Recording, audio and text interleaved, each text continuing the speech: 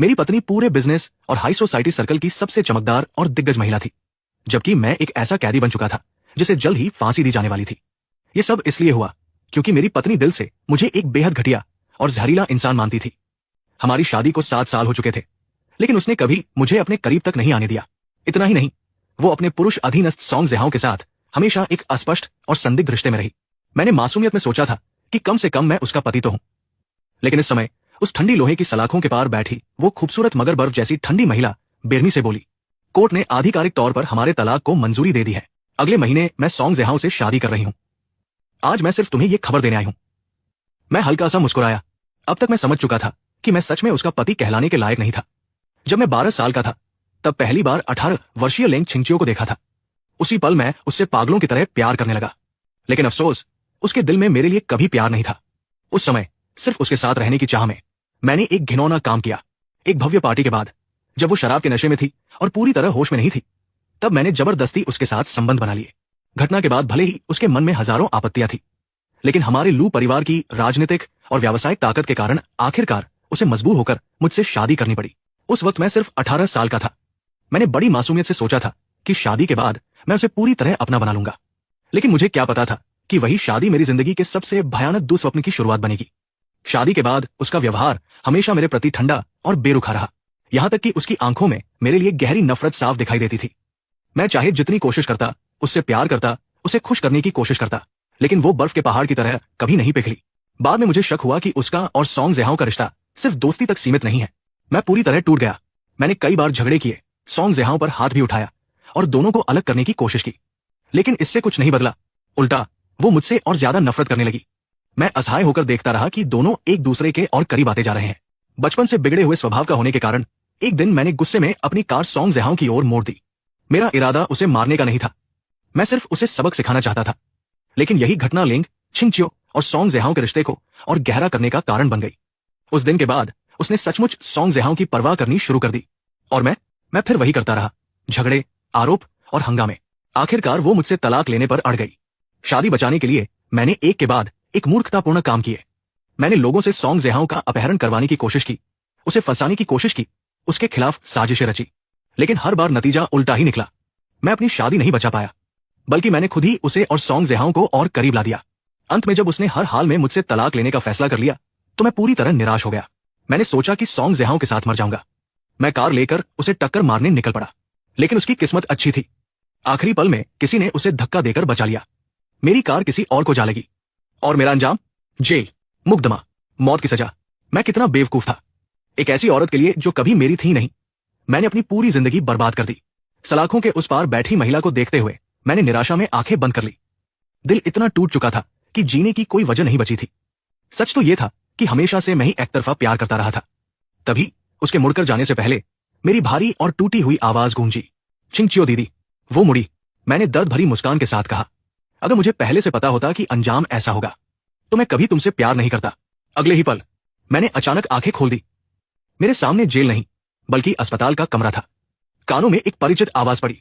मैंने सिर घुमाया और देखा कि बिस्तर के पास लेंग छिंगचियो बैठी हुई है। उसे देखते ही मेरे सीने में तेज दर्द उठा। मैं मरा नहीं, मैं अभी भी जिंदा हूं। मैं तो उसे दोबारा देखना भी नहीं चाहता था। फिर मुझे जिंदा क्यों रखा गया? उसने घृणा भरी नजरों से मुझे देखा और कहा, इस बार तुम मर क्यों नहीं गए? मैं हल्के से मुस्कुराया। मैं भी यही जानना चाहता हूं। मेरे शांत जवाब से वो थोड़ी चौंक गई। उसे लगा था कि मैं पहले की तरह चीखूंगा चलाऊंगा, लेकिन इस बार मैं बिल्कुल अलग था। वो ज्यादा नहीं सोच पाई और ठंडे स्वर में बोली, मरना है तो अकेले मरो, दूसरों को मत घसीटो। इतना कहकर वो चली गई। मैं अभी उसके शब्दों का मतलब समझने की कोशिश ही कर रहा था कि ली आंटी कमरे में आ गई। उन्होंने बचपन से मेरी देखभाल की थी, शादी के बाद भी वही मेरी देखभाल करती थी। उन्होंने चिंता से पूछा, यंग मास्टर, आप ठीक तो हैं? कहीं दर्द तो नहीं हो रहा? मेरी आंखें नम हो गई। मैं इस हालत में पहुंच चुका था, फिर भी वो मेरी इतनी चिंता कर रही थी। मैं मुस्कुराया, मैं ठीक हूं, बस अफसोस है कि सीधे मर क्यों नहीं गया। ली आंटी ने आह भरी, यंग मास्टर, आप इतने मूर्ख क्यों हैं? सॉन्ग जेहाओं की कार को टक्कर मारने गए थे, आप खुद भी तो घायल हो सकते थे। आगे से ऐसी हरकत मत कीजिएगा।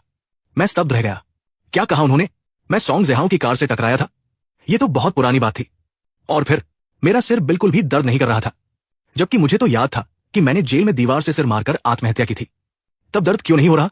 ली आंटी बोली, डॉक्टर ने कहा है कि आपको कोई बड़ी चोट नहीं आई, आज ही घर जा सकते हैं, बाकी बातों की चिंता मत कीजिए। मैडम, और सॉन्ग जेहाओ चाहे कितने भी करीब हो, वो आपकी जगह नहीं ले सकता। जब तक आप उनके पति हैं, वो कुछ नहीं कर सकता। अचानक मैंने उनका हाथ पकड़ लिया। ली आंटी, अपना फोन दीजिए। वो हैरान हुई, लेकिन तुरंत फोन दे दिया। मैंने फोन खोला और स्क्रीन पर तारीख देखकर मेरा दिमाग सुन पड़ गया। ये कैसे हो सकता है? समय 2 साल पीछे चला गया था। कुछ देर तक मैं इस अविश्वसनीय सच्चाई को स्वीकार नहीं कर पाया, लेकिन फिर धीरे धीरे सब समझ में आने लगा। मैंने ली आंटी की ओर देखा। क्या सॉन्ग जेहाओ अभी भी अस्पताल में है? उन्होंने सिर हिलाया। हाँ, वो बगल वाले वार्ड में है। मैं तुरंत उठकर जाने लगा। ली आंटी घबरा गई। उन्हें लगा कि मैं फिर उससे झगड़ा करने जा रहा हूं। उन्होंने जल्दी से मुझे रोका। आप उससे मिलने क्यों जा रहे हैं? ऐसे छोटे आदमी पर ध्यान देने की क्या जरूरत है? मैंने कहा, ली आंटी, आप चिंता मत कीजिए, मैं सॉन्ग जेहाओ के साथ कुछ नहीं करूंगा। उनके मन की बात समझकर मैं हल्का सा मुस्कुरा दिया। अगर सच में मेरा पुनर्जन्म हुआ है, तो अब मैं सॉन्ग जेहाओ की परवाह नहीं करूंगा और नहीं कभी फिर कोई ऐसी हरकत करूंगा जिससे मेरी अपनी जिंदगी बर्बाद हो। उधर बगल वाले वार्ड में सॉन्ग जेहाओ भी अभी अभी होश में आया था। उसका पीला और कमजोर चेहरा ऐसा था कि किसी भी महिला का मन उसे देखकर पिघल जाए। बिस्तर के पास बैठी लेंग छिंगचियो ने नरम स्वर में पूछा, कैसा महसूस कर रहे हो? सॉन्ग जेहाओ मुस्कुराया। मैडम, मैं ठीक हूं। मुझे देखने आने के लिए धन्यवाद, और कृपया मिस्टर लू को दोष मत दीजिए। उन्होंने बस गुस्से में आकर ऐसा कर दिया था। सॉन्ग जेहाओ की ये विनम्रता देखकर लेंग छिंगचियो को मेरी जिद्दी और बचकानी हरकतें और भी नापसंद लगने लगी। उसने मन ही मन सोचा, उसने इस बार तो हद ही कर दी। किसी को कार से टक्कर मारने की कोशिश करना कितना क्रूर और नीच काम है। जितना ज्यादा वह मेरे बारे में सोचती, उतना ही अपने इस विवाह से घृणा करने लगती। वहीं दूसरी ओर सॉन्ग जेहाओ के प्रति उसकी राय धीरे धीरे बदल रही थी। अचानक उसने कोमल स्वर में कहा, जब तुम वापस कंपनी आ जाओ तो 90वीं मंजिल पर शिफ्ट हो जाना। सॉन्ग जेहाओ चौंक गया। मैडम, आपका मतलब सेक्रेटरी डायरेक्टर के पद से है? वो पद सीईओ के सबसे करीब माना जाता था। कंपनी में न जाने कितने लोग उस जगह के लिए संघर्ष करते थे। सॉन्ग जेहाओ भी हमेशा उस पद पर पहुंचना चाहता था, लेकिन उसकी क्षमता इतनी नहीं थी कि वो प्रतियोगिता में जीत सके। उसे उम्मीद नहीं थी कि एक दुर्घटना उसके लिए इतना बड़ा मौका लेकर आएगी। ये सोचकर ही कि अब वो हर दिन मैडम के साथ काम कर सकेगा, उसका दिल खुशी से भर गया, लेकिन बाहर से वो शांत बना रहा। धन्यवाद मैडम, मैं पूरी मेहनत करूंगा और आपकी उम्मीदों पर खरा उतरूंगा।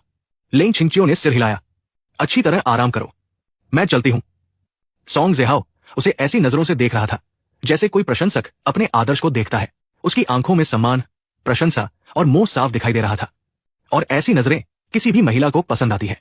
जैसे ही लेंग छिंगचियो मुड़ी, उसकी नजर मुझ पर पड़ी। उसकी पहले से ही ठंडी आंखें और भी बर्फ जैसी हो गई। पहले जब भी मैं उसकी ऐसी नजर देखता था, मेरा गुस्सा फूट पड़ता था, लेकिन अब नहीं। इस बार मेरा मन पहले से कहीं ज्यादा शांत था। इस जिंदगी में मैं उसे फिर कभी अपने ऊपर असर नहीं डालने दूंगा। उसने ठंडे स्वर में पूछा, तुम यहां क्या करने आए हो? मैंने मुस्कुराकर कहा, बस सॉन्ग जेहाओ को देखने आया था। असल में मैं ये देखना चाहता था कि क्या वो भी मेरी तरह पुनर्जन्म लेकर आया है या नहीं। क्या सब कुछ पहले जैसा है या बदल चुका है? लेकिन लेंग छिंगचियो को लगा कि मैं फिर कोई तमाशा करने आया हूं। उसने चेतावनी भरे स्वर में पूछा, देख लिया? मैं हंस पड़ा। हाँ, देख लिया। तुम लोग आराम से बात करो। ये कहकर मैं मुड़ गया। लेंग छिंगचियो समझ नहीं पाई कि मैं मुस्कुरा क्यों रहा हूं, और ये भी नहीं समझ पाई कि इस बार मैंने कोई झगड़ा क्यों नहीं किया।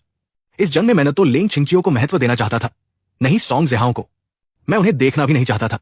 मेरा मन बस इस दुनिया को नए सिरे से देखने के लिए बेचैन था।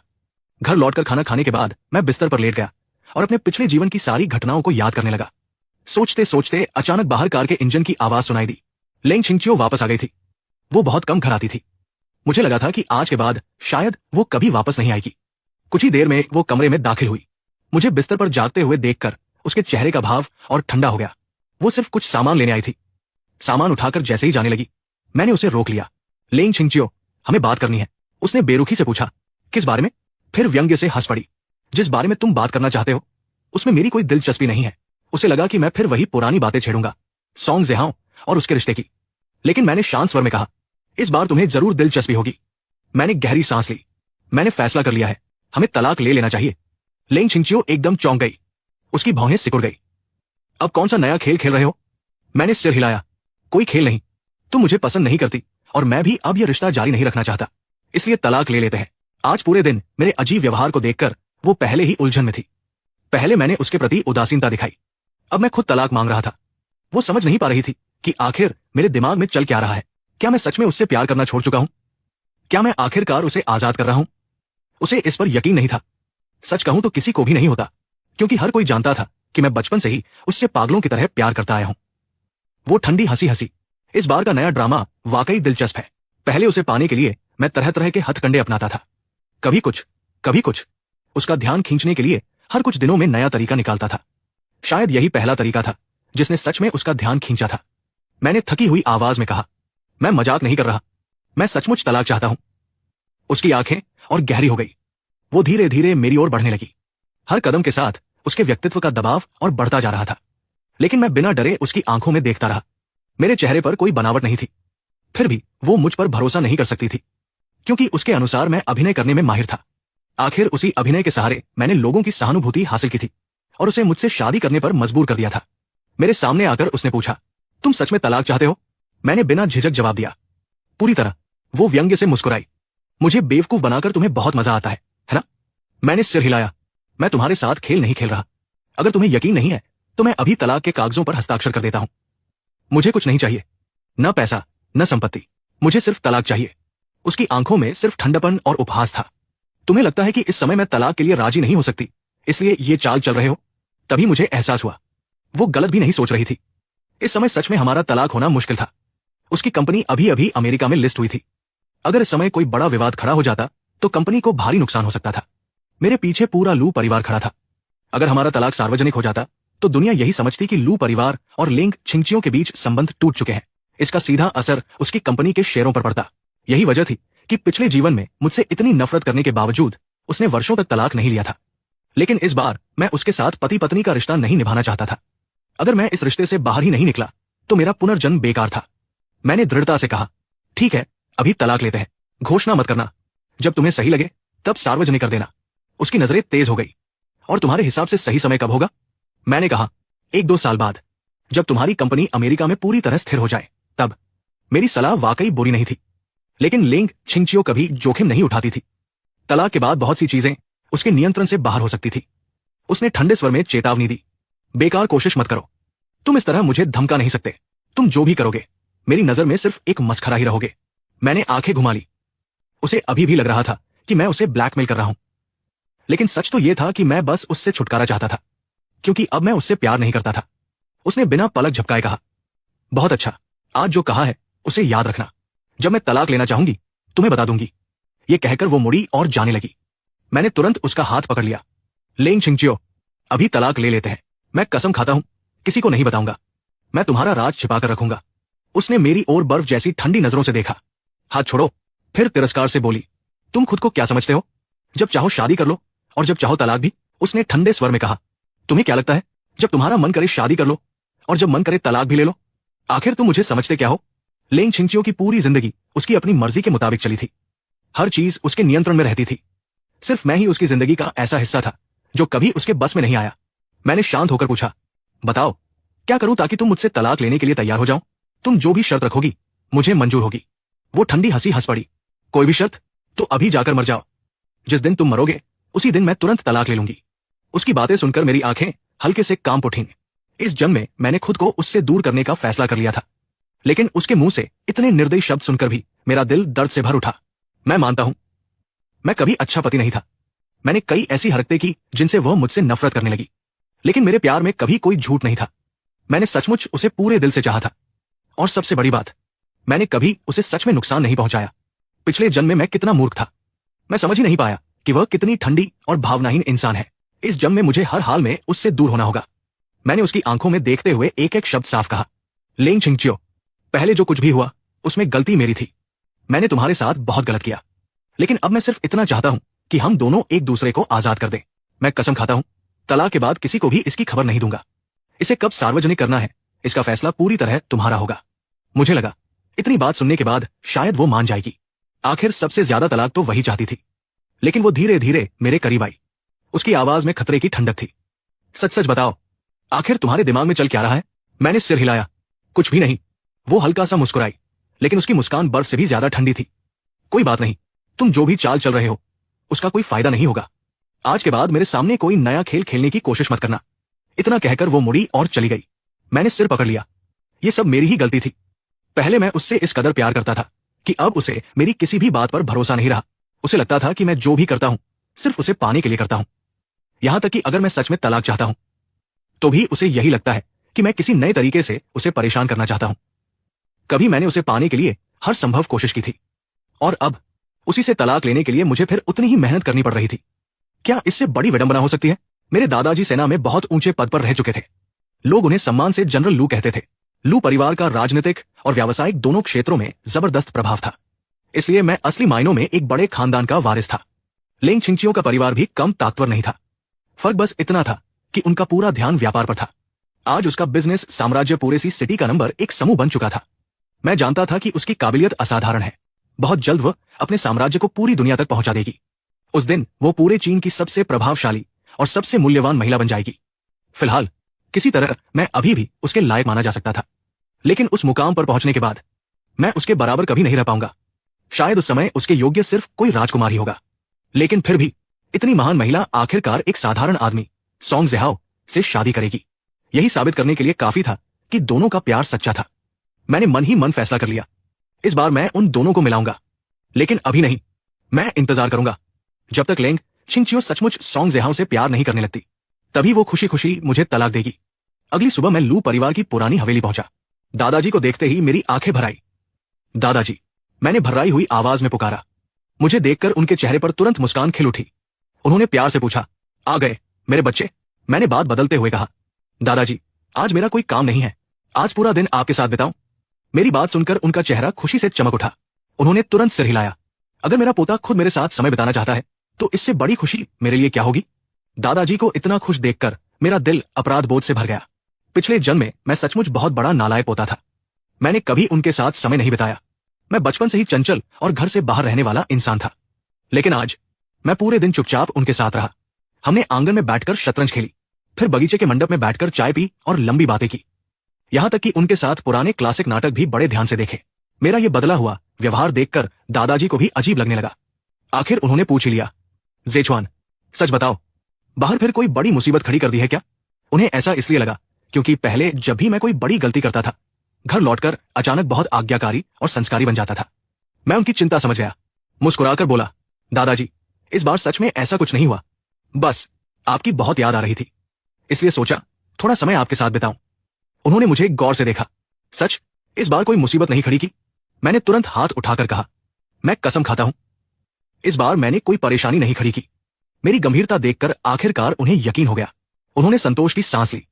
बहुत अच्छा, लगता है मेरा शरारती पोता आखिरकार बड़ा और समझदार हो गया है। शाम होते ही दादाजी ने रसोई में खास दावत तैयार करने का आदेश दिया। कुछ ही देर में पूरा डाइनिंग टेबल तरह तरह के स्वादिष्ट व्यंजनों से भर गया। उन्हें देखकर मेरे मुंह में पानी आ गया। मैंने बेसब्री से पूछा, दादाजी, बहुत भूख लगी है, क्या अब खाना शुरू करें? दादाजी मुख्य सीट पर बैठे मुस्कुराए। जरा सब्र करो, अभी एक मेहमान का इंतजार है। इतने में बाहर से बटलर की आवाज आई, सर, मिस लेंग छिंगचियो आ गई है। ये नाम सुनते ही मैंने अनायास दरवाजे की ओर देखा। सफेद डिजाइनर ड्रेस पहने, हमेशा की तरह खूबसूरत और शालीन लेंग छिंगचियो अंदर चली आ रही थी। अंदर आते ही उसने बस एक पल के लिए मेरी तरफ देखा, फिर सीधे दादाजी की ओर बढ़ गई। वो मुस्कुराकर बोली, दादाजी, आपकी तबीयत कैसी है? मैं आपके लिए कुछ बढ़िया टॉनिक और सप्लीमेंट्स लाई हूं। बाद में चक्कर बताइएगा कि पसंद आए या नहीं। दादाजी खुशी से खिल उठे। पसंद आएंगे क्यों नहीं, मेरी पोती जो भी लाती है वो मुझे हमेशा पसंद आता है। आओ जल्दी बैठो, हम लोग बस खाना शुरू ही करने वाले थे। मैंने देखा कि वह आकर ठीक मेरे सामने वाली कुर्सी पर बैठ गई। उसी पल मुझे सब समझ आ गया।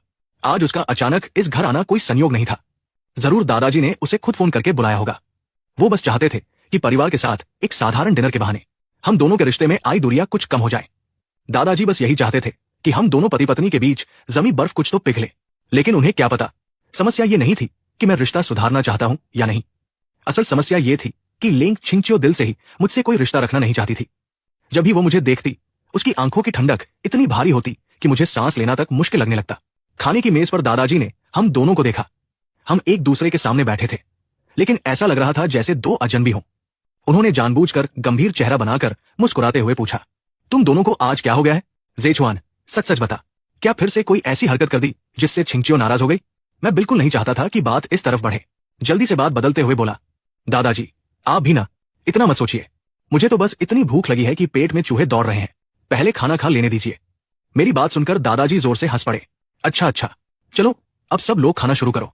तुम दोनों दिन भर काम में इतने व्यस्त रहते हो, आज बड़ी मुश्किल से मौका मिला है कि मेरे साथ बैठकर खाना खा रहे हो। आज तुम दोनों को भरपेट खाना होगा, समझे? मैं मुस्कुराकर बोला, जी दादाजी, लेकिन आपको भी खूब खाना होगा। अपनी सेहत का भी ध्यान रखिए। ये कहते हुए मैंने सर्विंग चॉपस्टिक उठाई और दादाजी की प्लेट में उनकी पसंद के नरम और स्वादिष्ट व्यंजन परोसने लगा। हालांकि माहौल थोड़ा अजीब था, लेकिन पूरा डिनर आश्चर्यजनक रूप से काफी अच्छा बीता। मैं लगातार मजाक सुनाकर दादाजी को हंसाने की कोशिश करता रहा। दूसरी ओर दादाजी बीच बीच में लेंग छिंगचियो से बिजनेस और परिवार के कुछ जरूरी मामलों पर चर्चा करते रहे। हम तीनों की वजह से मेज पर कभी सन्नाटा नहीं छाया, लेकिन इस चहल पहल के बीच भी एक अजीब सी दूरी साफ महसूस हो रही थी, क्योंकि मैं और लेंग छिंगचियो पूरी डिनर के दौरान एक दूसरे से एक भी शब्द नहीं बोले। जैसे ही खाना खत्म हुआ, लेंग छिंगचियो तुरंत उठ खड़ी हुई। दादाजी, कंपनी में कुछ जरूरी काम बाकी है, मुझे अभी ऑफिस जाना होगा, आज ज्यादा देर नहीं रुक पाऊंगी, फुर्सत मिलते ही फिर आपसे मिलने आऊंगी। दादाजी ने बाहर का अंधेरा देखा और हैरानी से पूछा, इतनी रात हो गई है, इतना भी क्या काम है जो अभी करना जरूरी है? उसने शांत स्वर में जवाब दिया, कुछ बहुत जरूरी दस्तावेज है, उन पर मुझे खुद साइन और मंजूरी देनी है। दादाजी जानते थे कि वो अपने काम को लेकर कितनी गंभीर रहती है। उन्होंने सिर हिलाया, ठीक है, फिर मैं तुम्हें नहीं रोकूंगा, वैसे भी देर हो चुकी है, तुम दोनों साथ में घर चले जाओ, फुर्सत मिले तो फिर आ जाना। ये सुनते ही मेरा दिल बैठ गया। मैं बिल्कुल उसके साथ वापस नहीं जाना चाहता था। मैं झिझकते हुए बोला, दादाजी, अगर आप इजाजत दें तो मैं आज रात यही रुक जाऊं, आपके साथ थोड़ा और समय बिताना चाहता हूं। असल वजह कुछ और थी। मैं उस ठंडे और वीरान घर में वापस नहीं जाना चाहता था, और उससे भी ज्यादा मैं लेंग छिंगचियो के साथ एक ही छत के नीचे रहना नहीं चाहता था। पुनर्जन्म के बाद मेरे मन में उसके लिए नफरत नहीं बची थी। मैंने पिछले जन्म की सारी कटुता छोड़ दी थी, लेकिन जिस इंसान से कभी मैंने जान से भी ज्यादा प्यार किया हो, उसे अचानक पूरी तरह अजनबी मान लेना इतना आसान नहीं होता। मेरी बात सुनकर दादाजी की भौहें सिकुड़ गई। उन्होंने तेज नजरों से मुझे देखा। मैं तभी से देख रहा हूं, तुम दोनों के बीच कुछ तो गड़बड़ है। अब सच सच बताओ, तुम दोनों के बीच आखिर हुआ क्या है? मैं डर गया कि कहीं ज्यादा चिंता करके उनकी तबीयत खराब न हो जाए। मैंने तुरंत हाथ हिलाते हुए कहा, नहीं दादाजी, ऐसी कोई बात नहीं है, हमारे बीच सब ठीक है। लेकिन दादाजी इतने आसानी से मानने वाले नहीं थे। उन्होंने फिर पूछा, अगर सब ठीक है तो अपनी पत्नी के साथ घर क्यों नहीं जा रहे? तुम दोनों कानूनी तौर पर पति पत्नी हो। असल में उन्हें सबसे ज्यादा हैरानी इस बात की थी कि पहले वाला मैं तो हर वक्त लेंग छिंगचियो के पीछे पीछे घूमता रहता था। जहां वो जाती मैं भी वहीं पहुंच जाता, चाहे कैसी भी जगह क्यों न हो। लेकिन आज मैं खुद उसके साथ घर जाने से बच रहा था। दादाजी की नजर में यह बहुत बड़ी बात थी। मैंने पूरी शांति बनाए रखते हुए फिर वही बहाना दोहराया, दादाजी, सच में आप ज्यादा सोच रहे हैं, मैं बस आपके साथ थोड़ा और समय बिताना चाहता था। लेकिन दादाजी का इरादा साफ था। वो हर हाल में चाहते थे कि हम दोनों साथ रहें। उन्होंने बिना किसी झिझक के कहा, आज तुम पूरा दिन मेरे साथ रहे, मैं बहुत खुश हूं। अब जिद मत करो, जल्दी से छिंगचियो के साथ घर जाओ, जब फुर्सत मिलेगी फिर आ जाना। उनका फैसला सुनकर मेरे पास मानने के अलावा कोई रास्ता नहीं था। मैंने सिर झुकाकर कहा, ठीक है दादाजी, मैं चलता हूं, आप अपना ख्याल रखिएगा, जल्द ही फिर मिलने आऊंगा। मैं जानता था कि अगर मैंने और जिद की तो दादाजी को हमारी शादी पर और ज्यादा शक हो जाएगा। घर से निकलने से पहले दादाजी ने हमें प्यार से देखा और बोले, तुम दोनों दिल से अच्छे बच्चे हो, मुझे भरोसा है कि तुम दोनों जानते हो कि एक दूसरे के साथ कैसे निभाना है। ज्यादा समझाने की जरूरत नहीं, बस खुश रहो। अब देर हो गई है, घर जाकर आराम करो। फिर उन्होंने मेरी तरफ देखकर कहा, जेचुआन, घर पर छिंगचियो की परेशानियों को समझा करो, उसके काम का दबाव बहुत ज्यादा है, एक अच्छे और समझदार पति की तरह उसका साथ देना। मैंने दादाजी की उम्मीदों से भरी नजरों की तरफ देखा। दिल में कड़वाहट थी, लेकिन चेहरे पर मुस्कान लाकर बोला, जी दादाजी, मैं समझ गया। दादाजी से विदा लेने के बाद मैं और लेंग छिंगचियो बिना एक शब्द बोले लू परिवार की हवेली से बाहर निकल आए। मेरे पास कोई दूसरा विकल्प नहीं था। मुझे उसकी काली लग्जरी कार में बैठना ही पड़ा। लेकिन कार जैसे ही हवेली के गेट से बाहर निकली, खामोश माहौल को उसकी बर्फ जैसी ठंडी आवाज ने चीर दिया। लू साहब, मैं सच में जानना चाहती हूं, आखिर तुम अपने ये घटिया ड्रामे कब बंद करोगे? उसकी बात सुनकर मुझे पूरी तरह यकीन हो गया, वो मुझसे सचमुच नफरत करती है। और अब पुनर्जन्म लेकर लौटे मेरे मन में भी सिर्फ एक ही इच्छा बची थी, जितनी जल्दी हो सके उससे तलाक लेकर हमेशा के लिए अलग हो जाऊं। शुरुआत में मैंने सोचा था कि बड़ी तस्वीर को देखते हुए कुछ समय तक इस नाम मात्र की शादी को निभा लूंगा, लेकिन मैं गलत था। हर दिन वो मुझे जिस नफरत भरी नजर से देखती थी, मानो मैं कोई बेहद घिनौना कीड़ा हूं। मैं 2 जिंदगियां जी चुका था, इस बार मैं अपनी इज्जत खोकर नहीं जीना चाहता था। अब मैं खुद को और अपमानित नहीं होने दूंगा। मैं किसी भी कीमत पर उसकी तिरस्कार भरी निगाहें और नहीं सह सकता था। घर लौटने के बाद, घर लौटते ही मेरे अंदर का गुस्सा फूट पड़ा। मैंने उसी रात तुरंत तलाक के कागज साफ सुथरे तरीके से तैयार करके प्रिंट कर लिए। अगली सुबह अभी ठीक से उजाला भी नहीं हुआ था कि मैं उठ बैठा। मेरा इरादा साफ था, जैसे ही लेंग छिंगचियो घर से निकलने लगे, मैं सबसे पहले उसके हाथ में तलाक के कागज थमा दूंगा। लेकिन शायद मैं जरूरत से ज्यादा जल्दी उठ गया था। जब फाइल लेकर नीचे लिविंग रूम में पहुंचा, तब तक लेंग छिंगचियो उठी भी नहीं थी। इंतजार करने के अलावा मेरे पास कोई और रास्ता नहीं था। मैं सोफे पर बैठकर आंखें बंद किए उसका इंतजार करने लगा। लेकिन इंतजार करते करते कब आंख लग गई मुझे खुद पता नहीं चला। थोड़ी देर बाद लेंग छिंगचियो तैयार होकर नीचे आई। जैसे ही उसकी नजर सोफे पर सोए हुए मुझ पर पड़ी, वो कुछ पल के लिए ठिठक गई। उसे सच में हैरानी हुई। उसकी नजर में जब मैं चुपचाप सो रहा था, तब पहली बार मैं थोड़ा अच्छा लग रहा था। मेरे चेहरे पर कोई जिद नहीं थी, कोई हंगामा नहीं था, बस हल्की सी सिकुड़ी हुई भौहें थी, जो मुझे पहले से कहीं ज्यादा शांत और परिपक्व दिखा रही थी। क्योंकि जब मैं जागता था, उसकी नजर में मैं हमेशा एक बिगड़ा हुआ, मनमौजी और घमंडी अमीरजादा ही था। शायद अगर मैं पहले थोड़ा भी समझदारी से पेश आया होता, तो शायद वो मुझसे इतनी नफरत न करती। लेकिन अब इन बातों का कोई मतलब नहीं था। मैं चाहे कितना भी बदल जाऊं, उसके दिल में मेरी जो खराब छवि बन चुकी थी, उसे अब कोई नहीं बदल सकता था। उसकी नफरत बहुत गहरी हो चुकी थी। उसने बस एक पल के लिए मेरी तरफ देखा, फिर बिना कुछ कहे नजर फेर ली। हाई हील्स की आवाज पूरे हॉल में गूंजती रही और वो सीधे दरवाजे की ओर बढ़ गई। जैसे ही वो बाहर निकलने वाली थी, तभी ली आंटी रसोई से नाश्ते की ट्रे लेकर बाहर आई। उन्होंने मुस्कुराकर पूछा, मैडम, आज इतनी जल्दी निकल रही है? कम से कम नाश्ता तो करके जाइए। लेकिन लेंग छिंगचियो ने पीछे मुड़कर देखना भी जरूरी नहीं समझा। उसने सिर्फ 2 ठंडे शब्द कहे, जरूरत नहीं, और बाहर निकल गई। उनकी बातचीत की आवाज से मेरी नींद खुल गई। मैं घबराकर तुरंत उठ बैठा, आंखें मलते हुए दरवाजे की तरफ देखा, लेकिन वहां कोई नहीं था। लेंग छिंगचियो जा चुकी थी। मैं घबरा गया। जल्दी से ली आंटी की तरफ मुड़कर पूछा, ली आंटी, क्या लेंग छिंगचियो अभी निकल गई? उन्होंने हैरानी से मेरी तरफ देखा।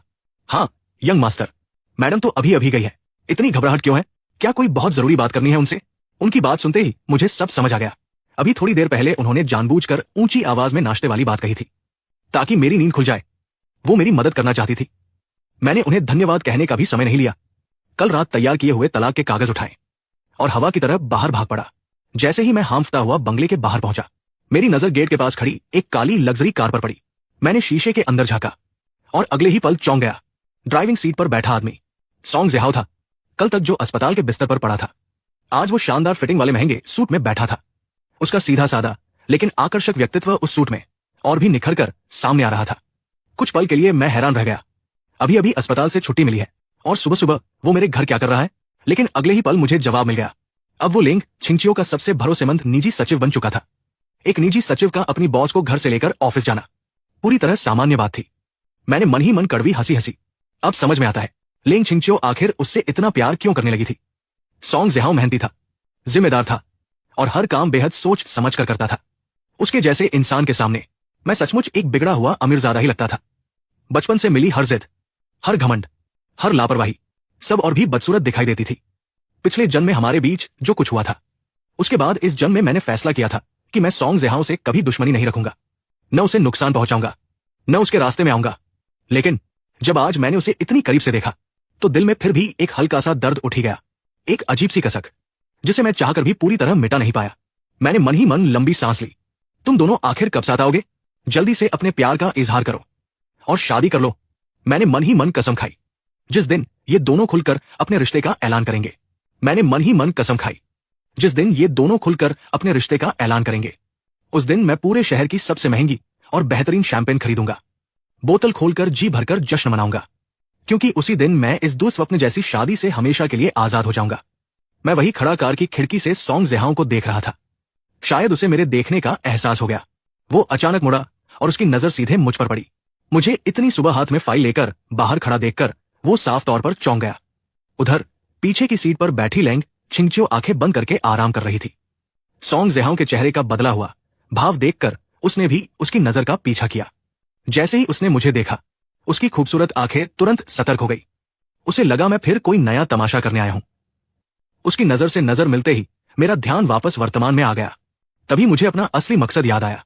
मैं तेजी से कार के पास गया और फाइल उसकी तरफ बढ़ाते हुए बोला, ये तुम्हारे लिए है, इसे जरूर पढ़ना। पढ़ने के बाद मुझे जवाब देना।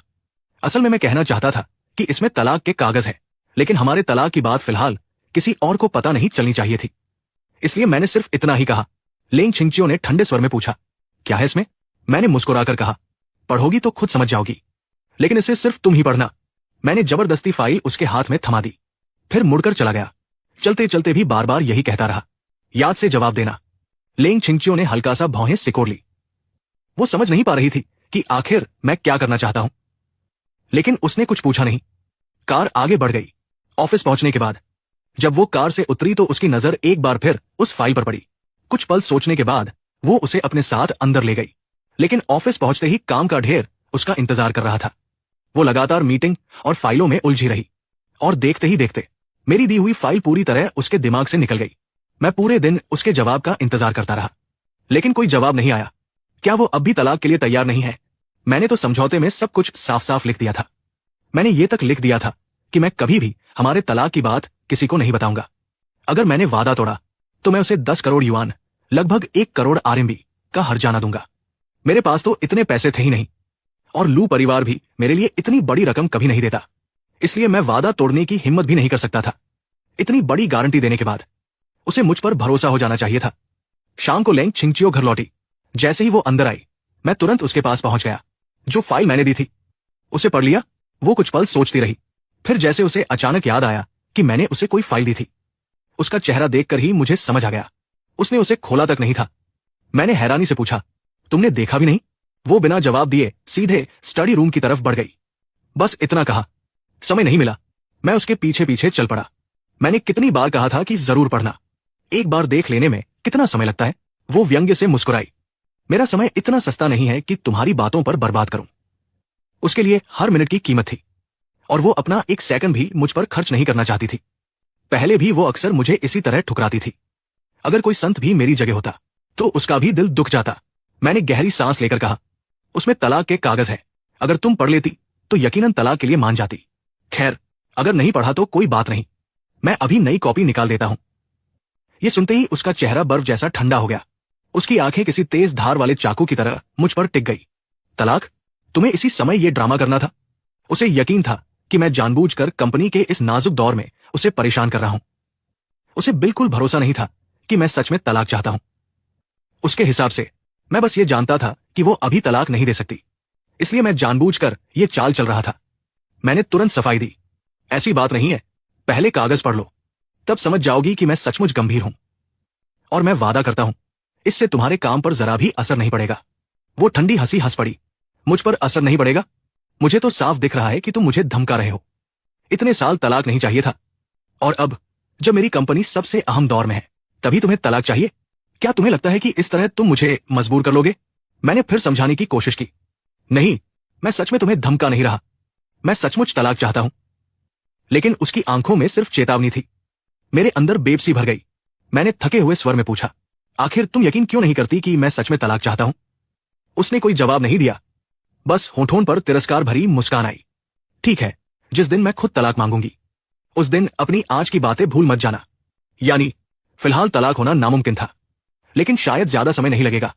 मैं खुद से बोला, मैं थोड़ा और इंतजार कर लेता हूं। आखिर अकेले मैं तलाक नहीं ले सकता था।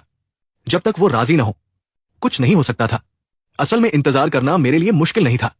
मुझे डर सिर्फ एक बात का था, कहीं इतिहास फिर से खुद को न दोहरा दे, कहीं वही त्रासदी फिर से न हो जाए। इसी डर की वजह से मैं जल्द से जल्द तलाक चाहता था, लेकिन अब मेरे पास धैर्य रखने के अलावा कोई रास्ता नहीं था। वैसे भी वो खुद कह चुकी थी कि आखिरकार तलाक देगी, बस सही समय का इंतजार करना था। मैंने बेबसी से सिर हिलाया। ठीक है, मैं इंतजार करूंगा, लेकिन जितनी जल्दी हो सके तलाक के कागज तैयार कर देना।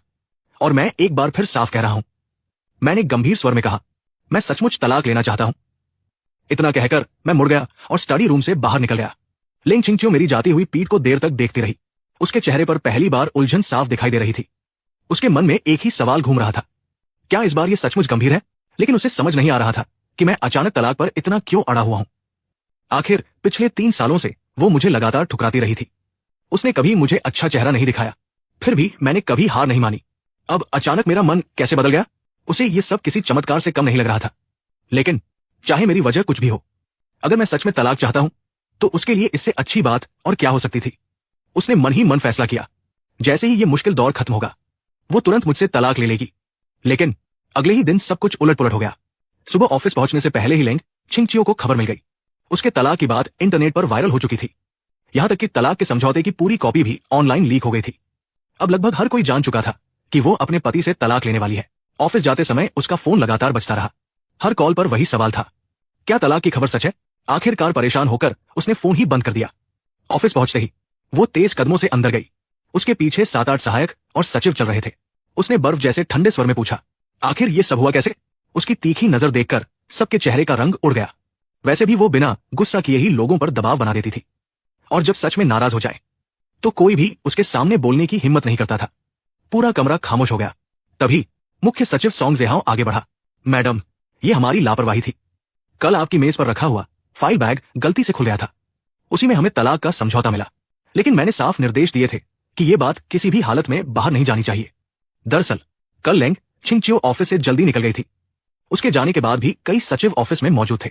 आमतौर पर उसकी गोपनीय फाइलें ताले में रखी जाती थी। जो फाइलें बाहर रहती थी वे ज्यादा महत्वपूर्ण नहीं होती थी, लेकिन वो मेरी दी हुई फाइल के बारे में पूरी तरह भूल चुकी थी। अगर उसे याद रहता तो वो कभी उसे मेज पर यूं ही नहीं छोड़ती। लेकिन भले ही फाइल खुल गई थी, फिर भी किसी को यह खबर बाहर फैलाने का हक नहीं था। सब अच्छी तरह जानते थे कि यह कंपनी के लिए सबसे नाजुक समय था। ऐसे वक्त पर सीईओ के तलाक की खबर लीक करना सीधे सीधे कंपनी को नुकसान पहुंचाना था। लेंग छिंगचियो की आंखें ठंडी पड़ गई। उसने सख्त आवाज में पूछा, सबसे पहले फाइल किसने खोली? इतना सुनते ही एक महिला सचिव का चेहरा सफेद पड़ गया। लेंग छिंगचियो की नजर उसी पर टिक गई। तुम थी? वो डर के मारे रोने लगी। सॉरी मैडम, मैंने जानबूझकर नहीं खोला था। मुझे नहीं पता था कि अंदर क्या है। लेंग छिंगचियो ने बाकी लोगों की तरफ देखा। यहां और किस किस ने वो फाइल पढ़ी थी? पूरा सचिवालय एक साथ हाथ उठा बैठा। सॉन्ग जेहाओ तुरंत आगे आया। मैडम, ये मेरी जिम्मेदारी थी। मैं उन्हें ठीक से नियंत्रित नहीं कर पाया। जो भी सजा देंगे मैं स्वीकार करूंगा। लेकिन लेंग छिंगचियो का अगला सवाल और भी तीखा था। खबर बाहर किसने पहुंचाई? पूरा कमरा फिर से शांत हो गया। कोई भी अपनी गलती मानने वाला नहीं था। आखिर मानते ही नौकरी चली जाती।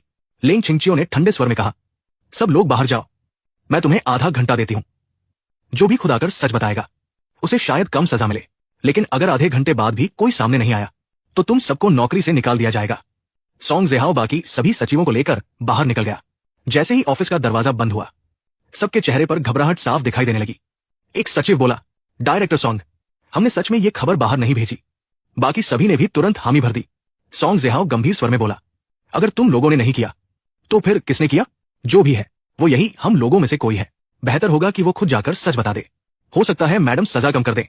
सिर्फ 22 साल की उम्र में सॉन्ग जेहाओ मुख्य सचिव बन गया था। इसी वजह से कई पुराने कर्मचारी उससे जलते थे। उसकी बात सुनते ही एक सचिव ताना मारते हुए बोला, ऐसा भी तो हो सकता है कि खबर तुमने ही लीक की हो। दूसरा भी तुरंत बोल पड़ा, हाँ, कहीं तुम यही तो नहीं चाहते थे कि मैडम जल्दी से अपने पति को तलाक दे दे? हालांकि उसकी आवाज धीमी थी, लेकिन कमरे में मौजूद हर किसी ने वो बात सुन ली। सबकी आंखों में तिरस्कार और व्यंग्य साफ झलक रहा था। काफी समय से ऑफिस में ये अफवाह चल रही थी कि सॉन्ग जेहाओ और सीईओ के बीच सिर्फ बॉस और कर्मचारी वाला रिश्ता नहीं है, वरना सिर्फ 2 साल में कोई सीधे मुख्य सचिव कैसे बन सकता है? अब जब सबकी नौकरी खतरे में थी तो हर कोई अपने ऊपर से शक हटाकर किसी और को बलि का बकरा बनाना चाहता था। एक सचिव ने सीधा सवाल दाग दिया, मैं हमेशा से पूछना चाहता था, आखिर तुम इतने कम समय में सचिव निदेशक कैसे बन गए? दूसरा बोला, हम में से कई लोग 5-6 साल से मैडम के साथ काम कर रहे हैं और तुम अभी 2 साल भी पूरे नहीं हुए, फिर भी सबसे ऊंचे पद पर पहुंच गए। कहीं ऐसा तो नहीं जैसा लोग कहते हैं कि तुमने तरक्की पाने के लिए कोई गलत तरीका अपनाया? सॉन्ग जेहाओ लड़का था, लेकिन उसका स्वभाव बेहद सीधा था। ऐसे आरोप सुनकर उसका चेहरा गुस्से से लाल हो गया। उसने ऊंची आवाज में कहा, चुप रहो, मैं इस पद पर कैसे पहुंचा ये जाकर मैडम से पूछो। ये उनका फैसला था। क्या तुम लोग उनके फैसले पर सवाल उठा रहे हो? एक पुरुष सचिव व्यंग्य से हंस पड़ा। मैडम के फैसले पर सवाल उठाने की हमारी हिम्मत नहीं है, लेकिन कुछ लोग पर्दे के पीछे क्या क्या करते हैं ये बात हम नहीं जानते। एक पुरुष सचिव व्यंग्य से बोला, और मान भी लो कि मैडम अपने पति से तलाक ले तो भी कुछ लोगों की बारी कभी नहीं आएगी। जरा अपनी औकात भी देख लिया करो। क्या तुम सच में सोचते हो कि तुम मैडम के लायक हो? सॉन्ग जेहाओ का चेहरा एकदम उतर गया। उसने गहरी सांस लेकर कहा, मुझे पता है कि तुम सबको मुझ पर शक है, लेकिन जरा सोचो, अगर ये काम मैंने किया होता तो मुझे इससे क्या फायदा मिलता? अगर मैं सच में चाहता कि मैडम जल्दी तलाक ले तो मैं ये खबर कभी बाहर नहीं फैलाता। अभी कंपनी का सबसे नाजुक समय चल रहा है। अब जब बात बाहर निकल चुकी है तो मैडम के लिए तलाक लेना और भी मुश्किल हो जाएगा। उसकी बात बिल्कुल सही थी। अफवाहों को शांत करने के लिए अब लेंग छिंगचियो के लिए फिलहाल तलाक लेना लगभग नामुमकिन था, लेकिन वो पुरुष सचिव फिर भी नहीं माना। कौन जाने तुम्हारे दिमाग में क्या चल रहा हो? वैसे भी तुम्हारी इतनी जल्दी प्रमोशन होना ही सबसे बड़ा शक है। अगर खुद को बेगुनाह साबित करना चाहते हो तो पहले सच सच बताओ, आखिर तुम्हें इतनी जल्दी प्रमोशन मिला कैसे? सॉन्ग जेहाओ चुप रह गया। वो क्या जवाब देता? क्या वह सबको यह बताता कि सीईओ के पति ने उसे मारने की कोशिश की थी और उसी अपराध बोध में मैडम ने उसे विशेष प्रमोशन दिया? ये बात वह किसी भी हालत में नहीं कह सकता था। उसकी चुप्पी देखकर बाकी लोगों का शक और गहरा हो गया। एक सचिव बोला, डायरेक्टर सॉन्ग, मेरा मानना है कि आपको खुद जाकर सब मान लेना चाहिए। कम से कम हमारी नौकरी तो बच जाएगी। दूसरा भी बोला, हाँ, वैसे भी मैडम तुम्हारे साथ कुछ नहीं करेंगी। जाकर सच बता दो। अगर नहीं भी बताओगे तो भी हमें पूरा यकीन है कि यही सब तुमने किया है। सॉन्ग जेहाओ ने कभी नहीं सोचा था कि एक दिन उसके अपने ही साथी उस पर टूट पड़ेंगे। वे लगभग उसे जबरदस्ती जुर्म कबूल करवाना चाहते थे, लेकिन अकेला वह सबके सामने कुछ साबित भी नहीं कर पा रहा था। उसी समय यह पूरा दृश्य अभी अभी ऑफिस पहुंची लिन नुआनुआन ने देख लिया। वो लिंग छिंगचियो की सबसे करीबी दोस्त थी। आज वो खास तौर पर तलाक वाली खबर पूछने आई थी। उसने देखा सॉन्ग जेहाओ अकेला सबके निशाने पर खड़ा था। उसकी हालत देखकर उसे थोड़ी सहानुभूति हुई। वो उसे पहले से जानती थी। पिछले साल कंपनी की आर्किटेक्चरल डिजाइन प्रतियोगिता में सॉन्ग जेहाओ ने पहला पुरस्कार जीता था। उसकी प्रतिभा पर किसी को शक नहीं था, लेकिन वो अभी बहुत युवा था, बहुत सीधा साधा भी। शायद इसी वजह से लोग उसे आसानी से निशाना बना रहे थे। आखिरकार लिन नुआनुआन से रहा नहीं गया। वो आगे बढ़ी और सख्त आवाज में बोली, यहां क्या हो रहा है? सब लोग एक साथ उसकी तरफ मुड़े। मिस लिन। एक पल में पूरे ऑफिस में सन्नाटा छा गया। किसी की हिम्मत नहीं हुई एक शब्द बोलने की। सब यही सोच रहे थे कि उसने अभी कितना सुन लिया होगा। लिन नुआनुआन बिना कुछ कहे सीधे सीईओ के ऑफिस में चली गई। अंदर लिंग छिंगचियो पब्लिक रिलेशन विभाग से फोन पर बात कर रही थी। वो इंटरनेट पर फैली खबर को संभालने के निर्देश दे रही थी। लिन नुआनुआन को देखकर उसने फोन रख दिया। तुम यहां कैसे? लिन नुआनुआन ने सीधे पूछा। क्या तुम सच में तलाक लेने वाली हो? लिंग छिंगचियो ने इस सवाल का सीधा जवाब नहीं दिया, बस बोली, फिलहाल मैं सिर्फ ये जानना चाहती हूं कि खबर बाहर किसने पहुंचाई। तब लिन नुआनुआन ने बाहर हुई पूरी घटना उसे विस्तार से बता दी। फिर पूछा, अब तुम क्या करने वाली हो? लिंग छिंगचियो के चेहरे पर कोई खास बदलाव नहीं आया। उसने शांत स्वर में कहा, अगर उसने नहीं किया तो उसे मानने की क्या जरूरत है? इतने में दरवाजे पर दस्तक हुई। अंदर आओ। सॉन्ग जेहाओ अकेला अंदर आया। लिंग छिंगचियो ने सीधे पूछा, जांच का क्या नतीजा निकला? खबर किसने लीक की? सॉन्ग जेहाओ ने सिर झुकाकर कहा, मैडम, ये मेरी लापरवाही थी। मैं इस्तीफा देने को तैयार हूं। लिंग छिंगचियो की आवाज और ठंडी हो गई। तो क्या ये सब तुमने किया था? सॉन्ग जेहाओ ने सिर हिलाया। चाहे जिसने भी किया हो, जिम्मेदारी मेरी है। मेरी गलती की वजह से कंपनी को नुकसान हुआ। मैं पूरी जिम्मेदारी लेने को तैयार हूं। लिन नुआनुआन ने भौहें सिकोड़ ली। उसे तुरंत समझ आ गया, सॉन्ग जेहाओ दूसरों का दोष अपने सिर ले रहा था। लिंग छिंगचियो ने शांत स्वर में पूछा, तो यही फैसला हुआ है? तुम अकेले सारी जिम्मेदारी उठाओगे? सॉन्ग जेहाओ घबरा गया। नहीं, ये मेरा अपना फैसला है। इसका किसी और से कोई लेना देना नहीं। लेकिन जितना वो दूसरों को बचाने की कोशिश कर रहा था, उतना ही साफ हो रहा था कि असली दोषी वो नहीं है। ऊपर से अभी अभी मिली जानकारी ने भी लिंग छिंगचियो का शक लगभग खत्म कर दिया था। उसे समझ आ गया, सॉन्ग जेहाओ सिर्फ बाकी लोगों को बचाने के लिए बलि का बकरा बन रहा है। उसने आदेश दिया, बाकी सबको अंदर बुलाओ। कुछ ही देर में सभी सचिव फिर से ऑफिस में खड़े थे। लिंग छिंगचियो ने सबकी तरफ देखा। उसकी आवाज बेहद ठंडी थी। तुम सब कई सालों से मेरे साथ काम कर रहे हो, मेरे काम करने का तरीका भी अच्छी तरह जानते हो, लेकिन आज तुम में से एक भी इंसान सच बोलने की हिम्मत नहीं जुटा पाया। तुम सबने मुझे बेहद निराश किया है। सबने शर्म से सिर झुका लिया। लिंग छिंगचियो ने और समय बर्बाद नहीं किया। जब कोई सच बोलना ही नहीं चाहता, तो फिर तुम सबकी यहां कोई जरूरत नहीं। आज से तुम सब नौकरी से निकाले जाते हो। तुम्हारी जगह नए लोग आ जाएंगे। कंपनी की तरफ से जो मुआवजा बनता है वो पूरा दिया जाएगा। ये सुनते ही सबके चेहरे पीले पड़ गए। लिंग ग्रुप जैसी कंपनी छोड़ने के बाद उन्हें इतनी अच्छी नौकरी दोबारा कहां मिलती? उन्होंने बहुत मेहनतें की, लेकिन लिंग छिंगचियो अपना फैसला बदलने वालों में से नहीं थी। उसके मुताबिक यह जानकारी किसी अंदरूनी जासूस ने जानबूझकर लीक की थी। मकसद साफ था, कंपनी को उसके सबसे अहम समय पर भारी नुकसान पहुंचाना। जब असली गद्दार का पता नहीं चल सकता, तो वो पूरे समूह को ही हटा देना बेहतर समझती थी। उसका सिद्धांत हमेशा एक ही था, गलती से किसी निर्दोष को सजा मिल जाए ये मंजूर है, लेकिन असली गुनहगार कभी बचना नहीं चाहिए। सब समझ चुके थे कि अब कुछ नहीं हो सकता। उसी समय लिंग छिंगचियो ने सॉन्ग जेहाओ की तरफ देखा। डायरेक्टर सॉन्ग, हालांकि इस मामले में तुम्हारी भी लापरवाही रही है, लेकिन कम से कम तुमने जिम्मेदारी लेने की हिम्मत दिखाई, इसलिए मैं तुम्हें नौकरी से नहीं निकालूंगी। आज से तुम्हारा तबादला वापस डिजाइन विभाग में किया जाता है।